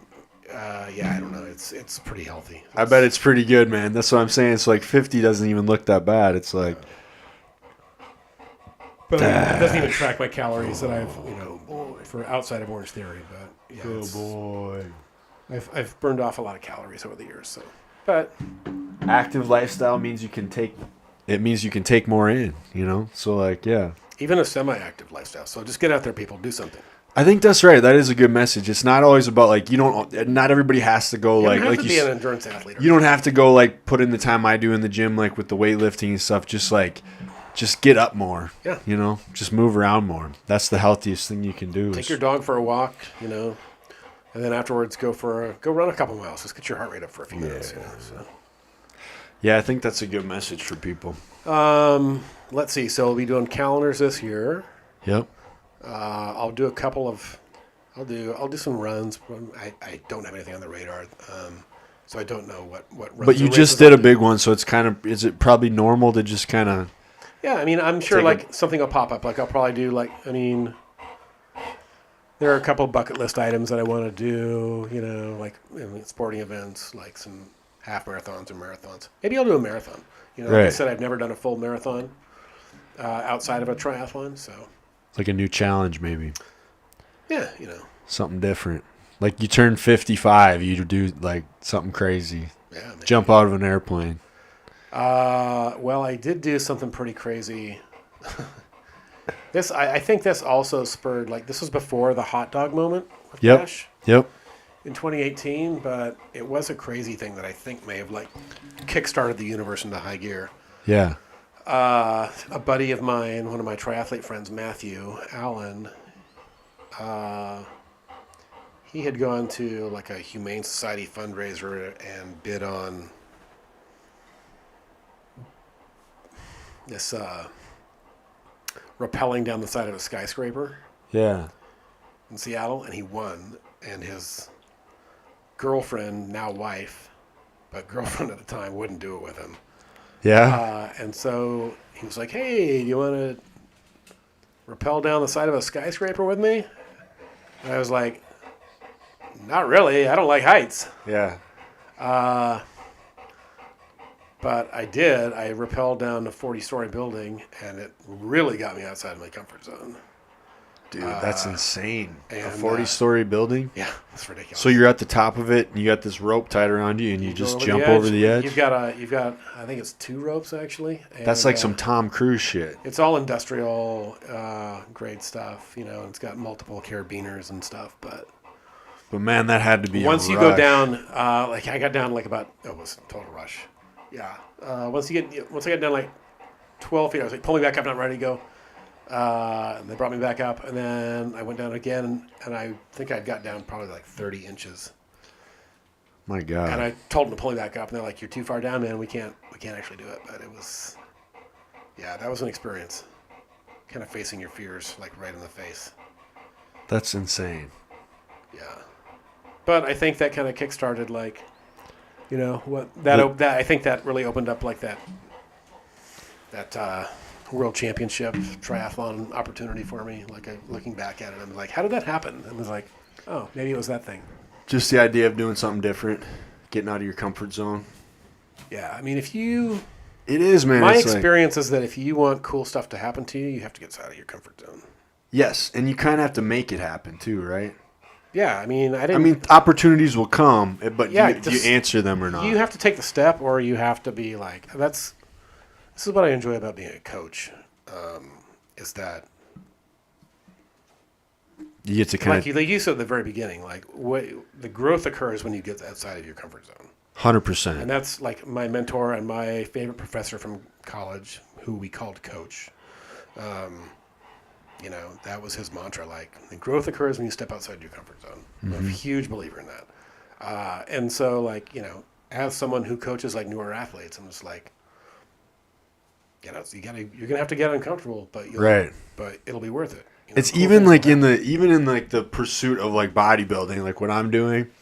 It's like it's present in that even. It's like, I don't want to do cardio like this. Well, you have to, like, and it's, it's not going to be comfortable. It's not going to be fun, or you don't want to push.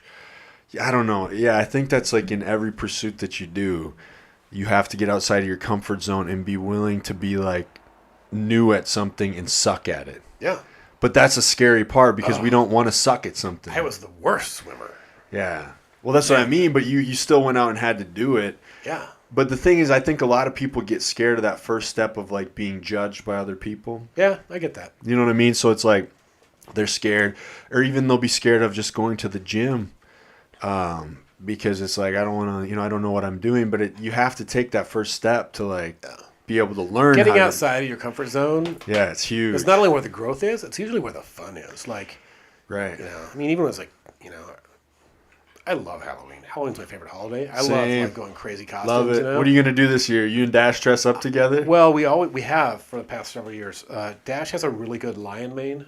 Mm-hmm. Well, he kind of looks like a lion. He does. So especially like this mane, he looks exactly like a lion. Yeah. My mom designed this kind of headpiece mane that kind of velcros around and attaches under his chin. Yeah. And we've had people like kind of freak out on Halloween, like, who brought a lion to this party? And I'm like, it's not a lion. It's a dog. It's Dash. But I thought that a lion costume was, it's easy for Dash to do, like, right? But it gives me other opportunities. So I have a really good lion tamer / safari costume, kind of like a Jungle Cruise costume. It also I could be the Scarecrow, I could be the Tin Man, I could be Rafiki and he could be Simba. Yeah, so it's always basically like him being a lion. Yeah, but I have only done. It's always he's been the lion and I've been the lion tamer because for a couple of years there weren't any parties because of COVID, right? So.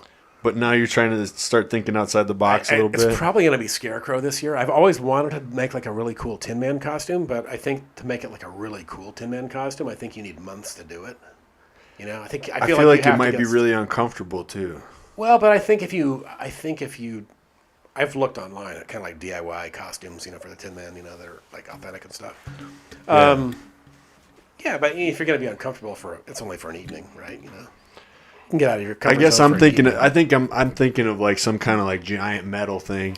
Oh, yeah, you wouldn't have to do it metal. It would be like out of like the foam when you paint it metallic or something like that. Or, like cardboard with like PVC parts. I don't know. So what is it about Halloween that makes it your favorite? Just you get to be somebody else for a day. Yeah, it's fun. You can be whoever you want to be for like you can like. You get to dress up and. I love it too. It's fun to be somebody else for a day, right? Oh yeah, I get it with pro wrestling. But you could do that any day. Really, it doesn't have to just be Halloween. It could be any day. You could choose to be somebody else any day. So. Yeah. Listen to me. I know, dude. I don't know. There's something fun about Halloween, though. It's like, and even just this time of year. Well, it's the best time of year. Like I love the season. Like I love the fall. I love the leaves. I love the pumpkins. I love pumpkin spice shit. Yeah, I'm like a white girl. I like pumpkin spice. I like more like I like pumpkin spice. I love pumpkin pie. Don't get me wrong, but I'm not crazy about. What about Kilty McSpore and pumpkin? Well, Kilty. I'm happy to see that's back on tap. Right. Also, Kilty pumpkin I know goes on tap on my birthday. Okay. 23rd. I've seen that post. That's exciting. That's also my brother's favorite Halloween beer, I think. I've never done. That's a lot of people's favorite around here. Yeah. They wait the whole year for it. I think, is it the 30th and the 1st, I think, is the Great Pumpkin Beer Fest this year? I just saw the sign while I was downtown yesterday. Right. There's something about this time of year. I just love it. I do like pumpkin beers. That's a lot of pumpkin beer.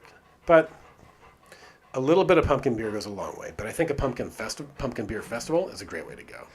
Right. And I will say, because I'm not a beer drinker, I bet you can only drink so much pumpkin beer. I think it's funny that you're not a beer drinker and you work in a brewery, but I get it. You know how that happened? I had a lot of people that worked for me at Gordon Beers that weren't beer drinkers. Right. Well, you know how that happened was like, I was actually working as a welder for like 4 years, and I actually was a good welder, and I liked it and everything, but it was like, just the idea of the everyday being the same. You punch in at the same time, you punch out at the same time, every week's kind of the same, and you're in this like dirty, dingy place, breathing in these chemicals every day, and I didn't know what to do to get out of it, and I'd never worked in the service industry, and just one day, I don't know what happened, I just like decided, I just went to this bar, and I just applied, and they stuck me in as a dishwasher.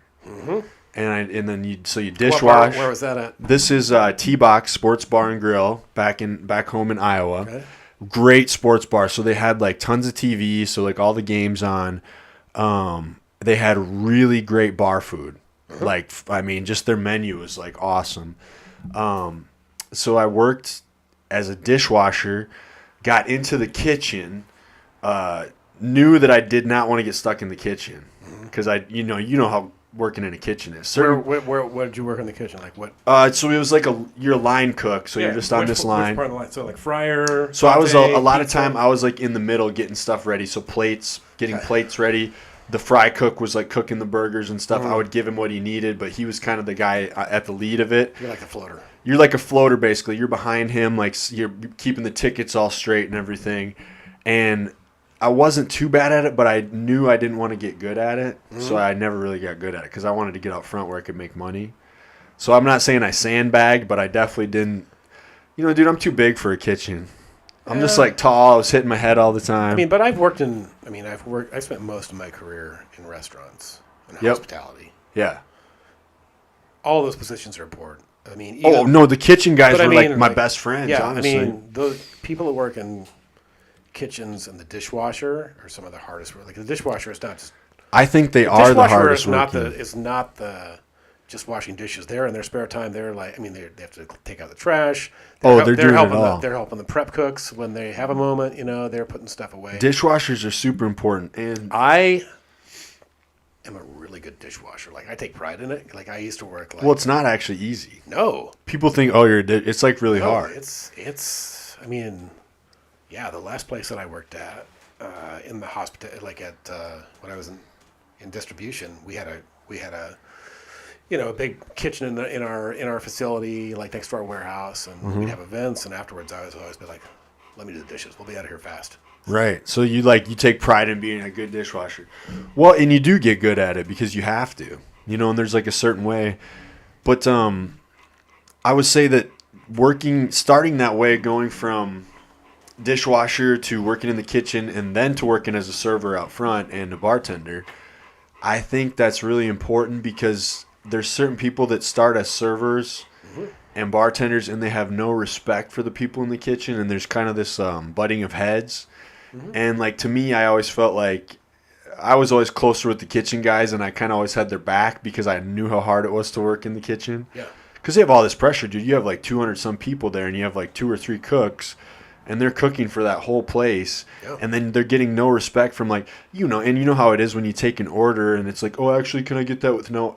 It's like, so then you got to go back and you tell the cooks, and then they're pissed because it should have been on the ticket. But you know what it's like. It's always changing, and it's always like trying to fix stuff, or like this was supposed to be no onions, this was supposed to be no this sauce, add this sauce, and then they got to remake it, and it's like, so I was like, actually my second band that I was in was basically like the entire kitchen staff and me. So it was like the 2 dudes that worked in the kitchen. What was the band name? We were called Sundog. That was my second band. So it was my buddy Brennan, my buddy Alex, he was the bass player, and then our other friend Andrew. Should have been called Back of House.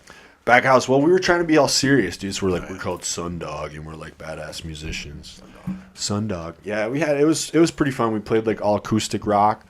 But yeah, it was just like the 2 kitchen staff dudes, me, and then our other friend Andrew, and we actually 3 of us lived in this house, and we just we would stream live from there, practice, go play, and that was actually right before I moved here. So that's How'd you wind up at postdoc? So basically, I was working at the bar there, and that's what gave me the ability to move here. And me and my buddy that moved here, we decided we're gonna move here and start a rock band and everything.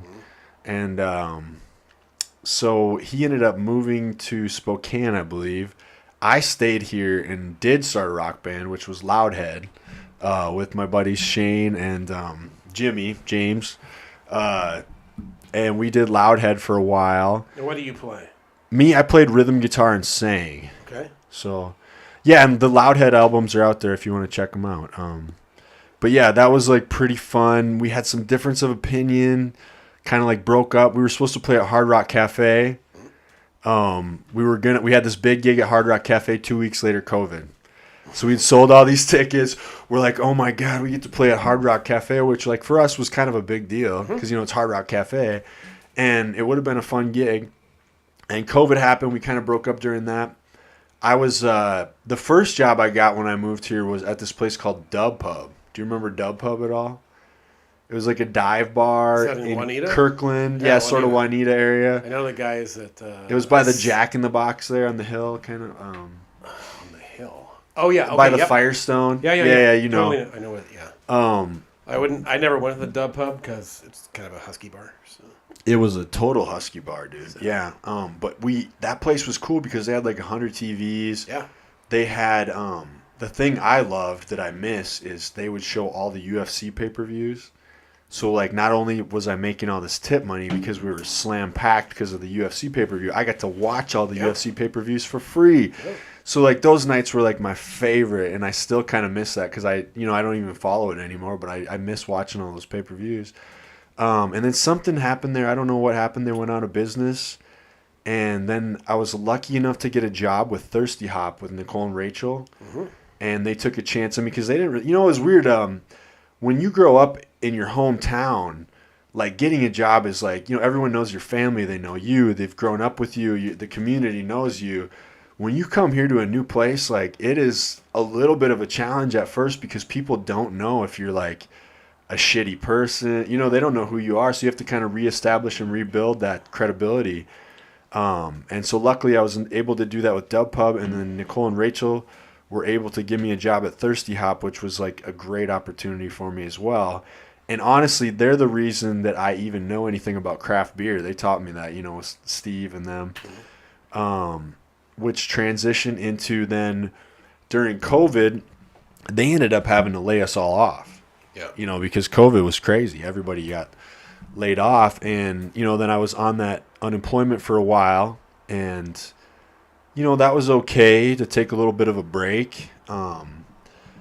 But then it came to a point where it was like stuff was slowly starting to open back up, remember?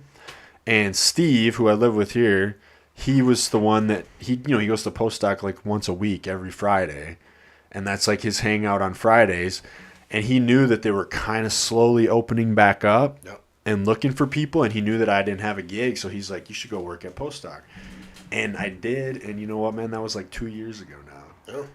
And the reason I like it, even though I don't drink, is, I mean, for one thing, obviously, I like talking to people. So it's a social thing. So I enjoy that. But I also just love that it's like it's a little different every day. It's not the same. You know what I mean? Your schedule might even be the same every day. Yeah, you never know who's going to walk in the door. But you don't know, and it's like it's always a challenge, and it's like it brings the best out of you. You have to do it every day, and some days it's like you lose that, you know, and you're just not in a great mood. But for the most part, you make the best of it, and it also allows me to do what I'm passionate about during the day, which is go to the gym. Yeah. You know, and then I get to go to the gym during the day, do what I love. Yeah, because you want to work nights, because then you can have that daytime flexibility. You know? Exactly. And so for me, it works great. Usually people don't want to work the night shift. So. But you know, I just have to pretend I know what beer. I know that I drink beer, and you always do. You always kind of crack that joke. Hey, is this one your favorite, Nick? Like, ask Nick what you. Yeah, I do pretty good though. I can usually steer people to what they are looking for, just because I've been around it enough that I know all the lingo, and I've listened to like Steve, Nicole, Rachel, these people that have taught me about beer, and then Jason obviously has taught me. I'll hear Jason say some stuff sometimes, and I'm like it just clicks in my head. I'm like, that's exactly. So it's a little more malty. It's got a little bit of a citrusiness to it. It's still a West Coast IPA, but it's almost slightly like a, so you just kind of learn some of the things, and then you like learn what people are interested in, what they're looking for, and you're able to usually make them pretty happy with their choice. Yeah. Cool. What is your favorite style of beer, if you had to pick?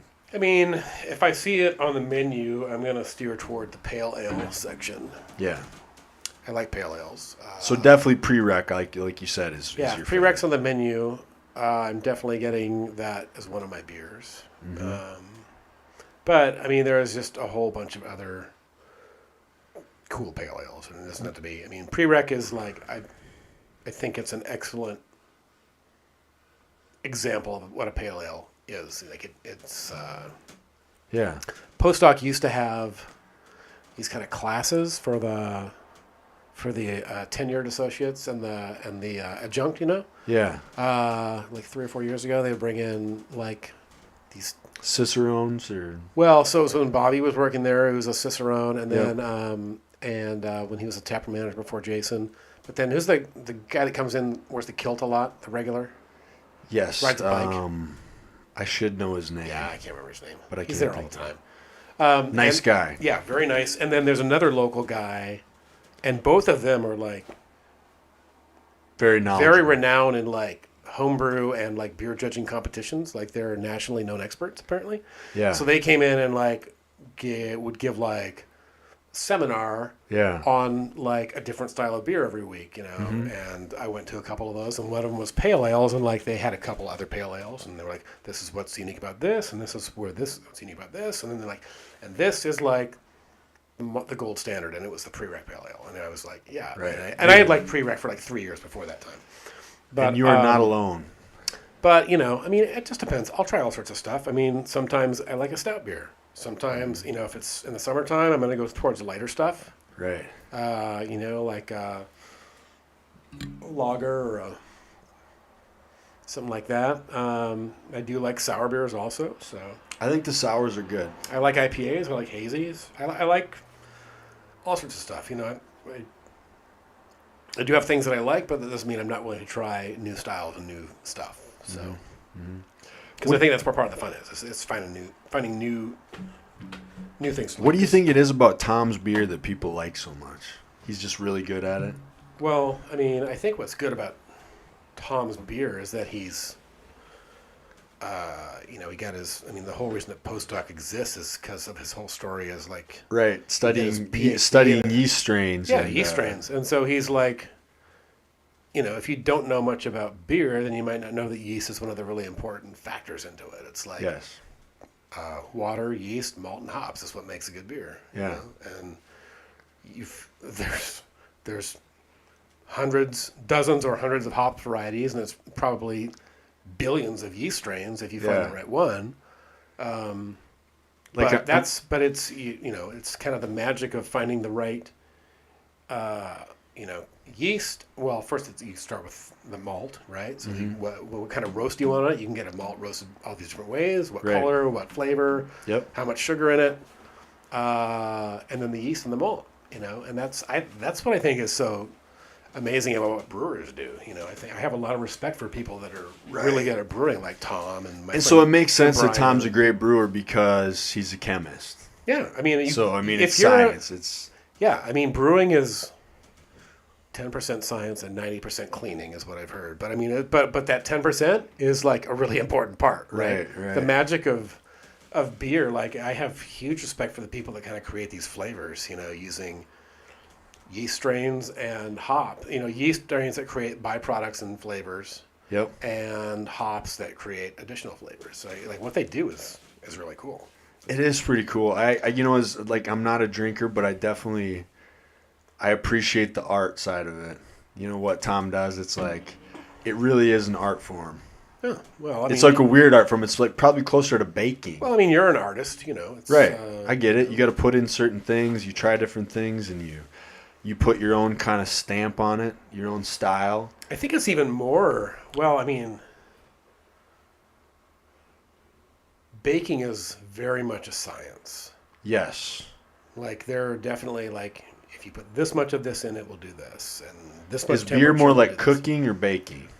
That's a good question. You'd have to ask a brewer. I mean, that's a good question for Tom. Get Tom on the podcast. I know. I was thinking about it because, like, obviously I'm, more into this health and fitness thing. So, like, we were just talking. Well, Tom is doing his first, is it half marathon or marathon? I think it's half. Oh, that's good. He's doing the Leavenworth. I can't remember if he's doing the half or the full. Yeah. But I know he's doing it this year. So. Wow, that's pretty cool. I should have Tom on and maybe one of the other brewers or like Jason and Tom together. Like, I think it would be fun. Yeah. Because like I can appreciate anything even if I'm not, a drinker myself. I can appreciate the art of it. And I do think it would be an interesting podcast for people to hear. Yeah. Plus, I mean, like, I need to get 2 guests a week. I got to pull from, wherever I can, man, because it's like I really enjoy doing this. So I think they would be good. But that's cool. I did not know that Tom was going to be running a half marathon. Yeah, it's a half or a full. I can't remember. I think if it's a full, Tom, I'm sorry. I know it's at least 13 miles, which is nothing to sneeze at. I think he said it's a half. I think he's doing the half in Leavenworth. Damn.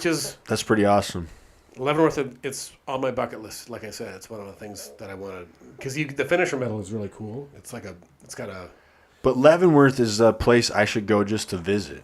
It's great because I've never been, and it's so close. And You've never been to Leavenworth? No, and everybody since I've moved here has told me you need to go to Leavenworth. We go there multiple times a year. It's close. It's like. Don't they have like a badass Oktoberfest or something? Yes and no. They have an Oktoberfest. Yeah. This year they've moved it to, but it was a bit of a. It was a little bit of a hot potato with the locals. Yeah. So it brought in Leavenworth is a Bavarian themed village. So town. It's all Bavarian themed. So the buildings have like a German font on them. There's no, the signs are all Bavarian. Mm-hmm. A lot of German food available there. Very cool. It's nestled in the middle of the mountains, so you kind of feel like you're in Bavaria. Right. And they've had this Oktoberfest there for many years, and I've been several times. It's always very fun. I've been very inebriated a few times there. Yeah. And that's probably part of the reason why the locals weren't that enamored with it recently, because People just get really fucked up, or what? You get a lot of people that come into town, they get fucked up. And most of the festival has been in this kind of like sectioned off beer garden, and it featured like traditional German beers, which the promoters of this festival brought in. So it wasn't really promoting like local breweries and local food inside the festival grounds. So if the locals were making money, they would be happy. Well, possibly. Well, happier. Possibly. Because I know, like, when I did work at the bar back home, we had a couple big events. Like, it doesn't matter how much money you're making. If somebody's throwing up in front of your restaurant, you're not going to be happy. True. But that's what I was going to say. It was always kind of the trade-off. Like, there was a few, like, it was like a Nordic Fest, I believe it was called, because they had Decorah is like what is it? Like Viking? Viking, yeah, like yeah. Nordic. So what is that? I don't know. Like they have Lefse. Oh yeah, like, Lefse. Yeah. But so there would be like this Nordic Fest thing, and like it brings all this. You know, when you're gonna work that weekend, it's gonna suck. Debauchery. But you're gonna make so much money. Yeah. So it makes it okay. But I mean, anyway, when I say so, it's like packed wall to wall. It has been. I mean, people always have gone to Leavenworth for a long time, and then this year, it's interesting. So, the city basically revoked the permit for the people that put on the festival. So they're having it in Wenatchee now, which is like 20 miles to the east. But they're still calling that festival Oktoberfest in Leavenworth. But Leavenworth now is putting on another Oktoberfest called... Are they doing their own thing? Yeah, they're doing a different thing. So okay, that makes sense. But it's confusing to people because people are like, well, Oktoberfest in Leavenworth is actually in Wenatchee. Yeah. Like that's what they're calling it. And then like the new festival in Wenatchee, the newer version of it, is going to be more spread out. Yep. Going to promote like local breweries, which there are a couple. So maybe better for the locals. Yeah, and it sounds like it'll be, it sounds like they're going to be much happier. But it'll be interesting. This is the first year they've done it, so who knows? So we'll see how it goes. But who knows? I think, but it's been not because they're calling it like Leavenworth in Oktoberfest in Leavenworth, and it's in Wenatchee. It's confusing because people are getting hotel rooms in Leavenworth. They're messing up, yeah. Well, and then there's like shuttle buses to Wenatchee and all this stuff. And they're probably on the same weekends. You know, they overlap the same thing, but I don't know, man. It's almost a weird competition there. A little bit, yeah. But so we'll see how that goes. But I will say, but it's a great town to visit. It's fun. I definitely want to go to Leavenworth sometime. So I need to make the time to do that. Beautiful town. And I'm like half German too, so it's. Oh, you'd love it. Yeah. And they have all these bratwurst and. Yeah, go to Munchenhaus and go to the Cured, which is this like sausage shop, and then they have a beer garden called Leavenworth Sausage Garden. Yeah. Yeah. Oh man, there's nothing better than. So I'm from Iowa, and we had this small town, Protivin, Iowa, and there was a locker there, Palashik's Locker. My dad used to work there, but they just had the best bratwurst ever, like the best Ethernitzy, the best like. Man, talk about like those small town lockers, dude. Like you just cannot beat the meat, you know. There's some good restaurants there. Right. There's like they're really. I want to go to Leavenworth. I'm gonna try it out sometime. For it's sure. Good any time of year. I mean, they have like the Oktoberfest festival this time of year. Like late November to January, they have like holiday lights up. You know, and hopefully there's snow on the ground. So man, I love Christmas too. Yeah. It's like I will say as a non-beer drinker, the Oktoberfest beers usually are some of my favorite. The Märtzens and the Fest beer. Yeah, so for whatever reason, I seem to like more towards that kilty, that darker stuff that's a little... Copper colored? Yeah, more like sweetness, maltiness, and then into the dark beers that are coffee flavor. If someone's like, Nick, you got to have a beer, it's got to be one of those, or I just don't enjoy it. Interesting. I don't know if it's because it's roasty like coffee, and it's like dark, and it's full of flavor. But so like if I had to, I'd like, if you said, Nick, I'm going to make you drink a beer, I'd want like a small pour of a dark beer. And if it tasted like coffee or chocolate, even better. Those are just my favorites. I do like the sours too. If I've tried the sours, Yeah. I think they're pretty good. Especially like our lab partner. Yeah, I Something think about those it, are, man. It's just good. sours are like, I don't think those are like legit, and I could be mistaken, and if I am, I'm sorry, Tom. But sours use like a slightly different yeast, so you have to be really careful about them. Yep. Because like if they get loose in your facility, they can like wreck. Right, and those are the only Everything. like wheat beers that we do. Yeah, yeah. But they're like they're more kind of like a wild yeast. I can't remember. Something It I is. Well, some of something the I sour, overheard, like 2 weeks ago at like at one of the, I think at Urban Family in Seattle, which does almost exclusively sours. Oh, I've heard of that place. Yeah. Because that's where Layers is parked on Sundays. Oh, so that's why you got to go get that sandwich. I got to get that sandwich You sometime. can get a sour beer and a sandwich at Layers. I got this Metallica whiskey too. If you want to check that out. I've heard about this. It's supposedly. I just got it. They aged the so this. I've heard it. This has been advertised on the Howard Stern show, which I listen to sometimes. Right. Not all the time, but sometimes. I love Howard Stern. I do too. I was listening to him in like since the '90s. And Yeah, supposedly they. They put it in barrels and then they play Metallica music. Yep, and I have the playlist. Like they give you the playlist, so I have the playlist of what they supposedly, and I believe they do it. They play. Yeah, I mean, if you're gonna do a gimmick, you got to do it right. So commit to the gimmick. they play this music to that whiskey to agitate it or something. Yeah, to kind of vibrate the casts and. Yeah, so it's like you get the playlist of music that was played to it. So eventually, someday, I'm gonna bust that open and try a little bit. Well, when you do, let me know. I'll come over. Right? Yeah, we'll try sometime. It just it's. I just love Metallica, so I had to do it. Do you like drinking anything other than beer too? Or are you into like liquors? I am kind of a rum aficionado. Yeah. I like rum. And part of the reason why I like rum because I like pirates. Yeah. What about Pirates of the Caribbean? Well, I mean, I worked in the Pirates of the Caribbean. When you were at Disneyland, Disney? the ride that goes through the restaurant that's in the middle of the Pirates, the Blue Bayou. Mm-hmm. I managed that. It was one of my restaurants. So, and then when I was doing my first triathlon in 2006, that was when the pirate movies were all coming out. Yeah, man, those were huge. Huge movies. And the triathlon that I did was called the triathlon, or it was called this. It's called the Treasure Island Triathlon, which Treasure Island is a man-made island in San Francisco Bay. Yep. And it was made during like World War II to like fuel ships and stuff. Okay. Maybe possibly earlier, but it's a man-made island. It's like a Navy base. But it was all at that, like for that race, like everything was pirate themed, and so we had like these. Our team had like pirate themed names within our team, and we were the Pirates of the Caribbean. And my coach was also really into pirates, and so for several years we still do it to this day. When we go to Hawaii for the Lava Man, you can always find our team because I bring this 6-foot pirate flag. Yeah. And we fly it on the beach at the end of the race, so all of our team knows where we're at. So, and then you drink rum. Well, like you drink rum like Johnny Depp.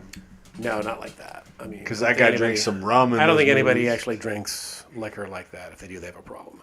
But I mean, I do straight up, like they do. Those are props. That's like no cap. That is a drinking problem for sure. That's. But it's a funny character, dude. Sure. That he's a rum drunk pirate. I mean, it's the stereotype of pirates. But but I like pirates. I like tiki bars. I like Hawaii, and there's a lot of like kind of rum history in that. And it's like 15 years ago, I kind of started dabbling with different kinds of rum and reading about rum and getting different bottles of rum. So I mean, I have like.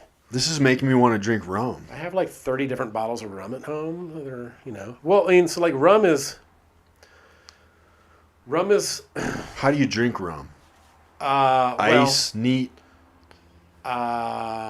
Sometimes neat. Yeah. Sometimes with a few ice cubes. Sometimes. Does it depend on what it is, the quality, like? Yeah, I mean, I think the best way to drink rum is in a tiki bar. Okay. And I'm into tiki bars. There's not a whole lot of them up here. There are a few, but tiki bars were kind of like the original Disneyland. They were started in the 30s by a guy named Don the Beachcomber. Okay. in Hollywood, and he kind of created that whole like tiki bar vibe, things that you think of, kind of like What's like an example of a tiki bar? I feel like it's in movies and stuff. I've seen it. in a movie. I mean, Like they're just kind of like usually island themed or like very island themed, drinks with usually the stereotype umbrellas. is like umbrellas, huge, really ridiculous garnishes. Right. But that's not really. I mean, most tiki drinks, if they have that, they're doing it for like kitsch sake. Yeah. But most tiki drinks, and there are, hundreds, if not thousands, of tiki drink recipes. Right. They often have 3 or 4 different rums in them, several different juices, syrups, spices. They're very complex. So, like, if you go to a tiki bar and you order a drink, it's not like ordering a well drink at, your Iowa sports bar. It's not like it's not like a Jack and Coke. There you go. Right. It's going to take several minutes to make, and if there's already orders in front, so it's... And the bartender actually has some skill. They're going to need to know. Hopefully, yeah. I mean, Right. in the tiki was like a big thing in the 30s, 40s, 50s, 60s, and then like in the 70s it became, like all bottled syrups and stuff like that. So it's Okay. like a lot of people think of like a pina colada, like, oh well, it's just like it's really sweet syrup and then a little bit of rum, and you put it in a blender, and that's your tiki drink.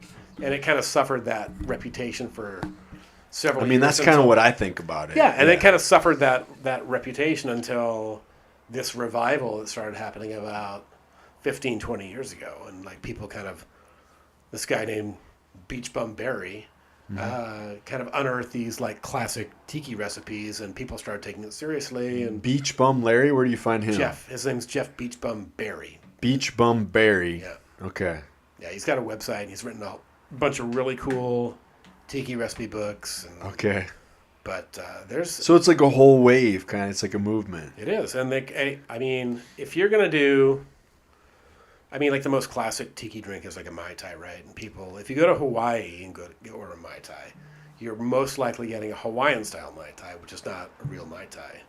Yeah. A real Mai Tai doesn't have pineapple juice in it, and it doesn't have a float of dark rum on top. That's a Hawaiian-style Mai Tai.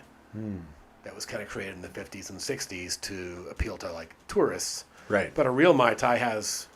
So it was almost like a gimmick type thing. Sort appealing of. to the masses, yeah, Okay. So. Yep. But a real Mai Tai has lime juice and rum and orgeat, which is an almond syrup, Yeah. lime juice, and It honestly some orange sounds liqueur. delicious. And they're refreshing. Yeah. They're It not- makes me feel like summer being on a beach. They're or not something. like cloyingly sweet. Like, that's part of that whole vibe that happened that tiki kind of suffered from a long time, was this really, really sweet, almost Right. undrinkable. But if you find a great tiki bar, and there's a couple that I've been to in Seattle, and there's one that just opened up like... What's the one in Seattle? We should give it a shout out. Well, I mean, I have not been to, what is that place called? Inside Passage yet. It's right next to Rumba. Rumba is like a rum bar. Okay. It's more like a Caribbean-themed rum bar on Pine Street. Mm-hmm. And they have like 200 kinds of rum. Inside Passage is this little hole in the wall that opened up next to it, Yep. which is a tiki experience bar. There's a place called Navy Strength in downtown Seattle on 2nd that's really good. Their drinks are really good, but it's not like... A true tiki bar is kind of like an immersive experience. You know when you go to like a casino in Vegas Yes. and you forget like what time it is because there's like no windows Yeah. and you can't see anything outside? That's really what a tiki bar is, like the best ones. Okay. You don't have to be in like a fancy place, like a great location. You can just be in like a strip mall. Some of the best ones are in strip malls. Yeah. But it's just the windows are blacked out, like on the outside. Sounds kind of fun. And then they have like, curtains or like bamboo, or whatever posters. Yep. And it's just an experience, and you kind of walk in and you have a few drinks and you almost forget what time it is, Right. And it's like an escape. It's an experience. It's kind of like being at Disneyland, right? Yeah. You forget about the outside world. You kind of feel like you're in this place that doesn't really exist. It actually kind of reminds me. Those are the best tiki bars. Like what you're reminding me of is kind of like the experiences that I've had. Like, I used to do pro wrestling, and it was like those late night, like after the show, where you like end up in some like hotel bar. It's dark and you're kind of all like in your own world, and you're kind of like amongst like some of the elder people that have maybe done some cool stuff in the business, and like, you know, there's drinks around and it's dark and it's secluded like you said, and you're like kind of under this like learning tree of, you know, all like listening to these people that have done this stuff in this sport that you love. And there is something kind of magical about it, you know, like, so like different hotel bars and like those late night things. And you know, you listen to a lot of those old guys and you like learn a lot of stuff. Yeah. And there's something cool about it being kind of like dark, secluded, like you said, you lose track of time and you just get caught up in the storytelling. Yeah. And well, that's kind of how it started for me. Like, you know, we went to Hawaii on the Big Island, and there was this. It's not there anymore, but there was this great tiki bar, and I had a couple of really great drinks and some good experiences, and then I wanted to learn more about like, you know, the history of tiki and this kind of, which is kind of like a made up culture, but it's kind of pirated different parts of Hawaiian cultures and other cultures, but it's an experience nonetheless. And that made me want to learn more about rums, and then I started getting different, you know, and rum can be made anywhere. It's not like bourbon, which has to be made like in a specific county in Kentucky, and it's not like it doesn't have to have like a certain percent of this or that in it. Okay. All rum has to be is a sugar distillate. Yeah. And it can be made anywhere. And like some of my one of my favorite rums is from like Vietnam. Okay. Which is not what you would think. No. But some of the best ones are like some of my favorites from like Barbados, which is where rum was born. Mm-hmm. Then like South American and Central America are some of my other ones. So it's just it's like it's a really kind of interesting, you know, thing that I fell into and kind of picked up and ran with it. So yeah, just like a different little hobby, rum. Yeah, you know, so I mean, it's like an interest. Some people are into wine or rum or whiskey or coffee or beer, and I'm into multiple of those. So yeah, what about coffee? I love coffee. Love coffee. I don't know like a lot about coffee or anything. You know, we have our customer Jerry always brings us these like amazing coffees into work because he knows that a lot of times we're tired. So like he'll bring us, and and he's getting them from this place nearby that just seems. I wish I could give it a shout out, but he's getting these amazing blends, and it's like. So I don't know a lot about coffee, but I love coffee, dude. It's so good. That's probably why I like dark beer too. Yeah. But no, coffee is freaking great, man. Yeah, there's a lot of good coffee roasters here in Seattle. So. Yeah, this is probably the coolest. I mean, this is like the coffee capital, right? One of them for sure. Just the whole Seattle thing. Trying to find the name of that coffee roaster. It's right around. It's literally like the next building over from you guys. Yeah, and yeah. I should know it too. I know. I should know it too, man. I feel bad. They don't have a tasting room, but they do roast there. And you guys. That's what the coffee that you guys use in your coffee beers, right? We do. Come from there. You're right. I should know that. Cafe Luso. Cafe Luso. Okay, shout out to Cafe Luso. Cafe Luso is good. Mercury does a great job. There's so many good roasters in the Seattle area. So. But Jerry will bring us coffee from there, and it is amazing. Yeah. Just super good stuff. Anyway, yeah, rum, getting into wine a little bit. So I know a lot about spirits and coffee and. Yeah. Well, I think it's fun. It's like stuff that it's hobbies. It's stuff that you enjoy, and then you also like. It's kind of like similar to what you do with the running. When you get into these things like beer and coffee and rum, you get these little communities. Same with like what I was talking about pro wrestling. It's like these little communities of people that have this shared love and interest in this thing, and it can be really fun. You know, because you make all these connections with people. Yeah. Yeah, and like one of the, you know, back to the dog. Like that's one. Oh, you probably have that with the dogs. Well, I mean, but that's one of the cool things about Dash is that he's like so approachable and like people like him so much. Like, yeah, we know people at coffee shops that love Dash, and we know people at breweries that love Dash. We know people at wineries that love Dash. It's a community. Yeah. It's pretty awesome, man. And back to your other question, like a long time ago, like, you know. Yeah. What's up for Dash? I mean, just what's up. I do want to get him a little buddy. I've thought about this for a long time. Also, like, you know, get him a little friend. Get him a little golden buddy, because I think that mean, he likes puppies, and I think a puppy would help him kind of stay young. I think it would too. And he's such a good dog that I kind of want to pass his, however dogs communicate with each other, like I want him to like share that knowledge with like. You want him to have influence. To pass it on. Yeah, I want him to, pass on. The goodness of him will be passed on to this other dog just from being with him. Yeah. That is a good idea. But also, I do think it would keep him young. Yeah. Because, I don't know, there's something about, it's who you're around, and, like, you get an old dog, a young dog, it's like he has to stay young to keep up with this little guy. Well, we went to Canada for the race we did 3 weeks ago. Yep. The family we stayed with had a 13-year-old golden and a 5-month-old golden. Yeah. And so kind of watching that dynamic and then watching Dash interact with the puppy, It probably made him happy. Yeah, and the owner, Jamie, Jamie and Eleanor, who are huge Dash fans, they were like, "What do you think? You gonna get that puppy?" And I was like, "Yeah, this is kind of convincing me to get the puppy." So. You got to do it. I've had the name picked out for... I was going to just ask you if you... I've had the name picked out for 9 years when I did my first Ironman in Canada in Whistler. So if you get Dash Little Buddy, or do you not want to reveal the name? Oh, I've told many people. It'll be Chase. Chase? Yeah. Dash and Chase. Yep. Yeah. It keeps with the theme. Following in his footsteps. Mm-hmm. I like it. Well, that's good, man. Is there anything that you have coming up that you want to, like... give a shout out to or anything, or any charities or anything that you're working on? Well, my friend, I did the Ironman in Kona, 3 years ago, and one of my friends, Sarah Hamilton, was kind of based on my campaign manager. Yep. She's been a friend of mine, has been doing team and training events and races with me for 10 or 12 years now.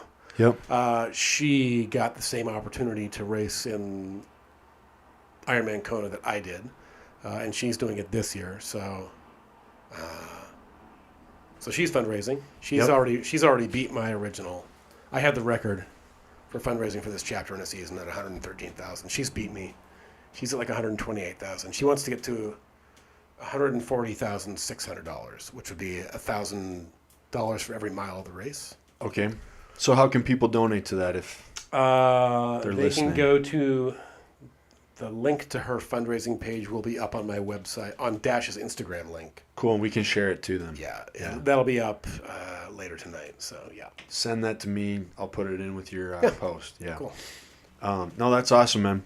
All right, well, you know what? I think it's a good time to wrap it up. Yeah. And I really enjoyed getting to hear more about your story and everything, man. I really didn't know that you had been in the bar industry so long. Also, I didn't know how you got into running these Ironmans and stuff, and what opportunities that's been able to bring you. Kind of an accent, man. You just got to be awake with the so really, man, it's the universe throws in your path. Yeah, and able to pursue that if it does get thrown in your path. Yeah. So, man, that is very inspiring to me. So I really appreciate you being here. Thank you. And we'll have you on again sometime for sure, man. Thanks for letting us share our story. All right, man. Thank you so much for being here. All right, and see you at Postdoc. Thanks to Dash, and we'll see you at Postdoc, man. All right. Thank you, everybody, for listening.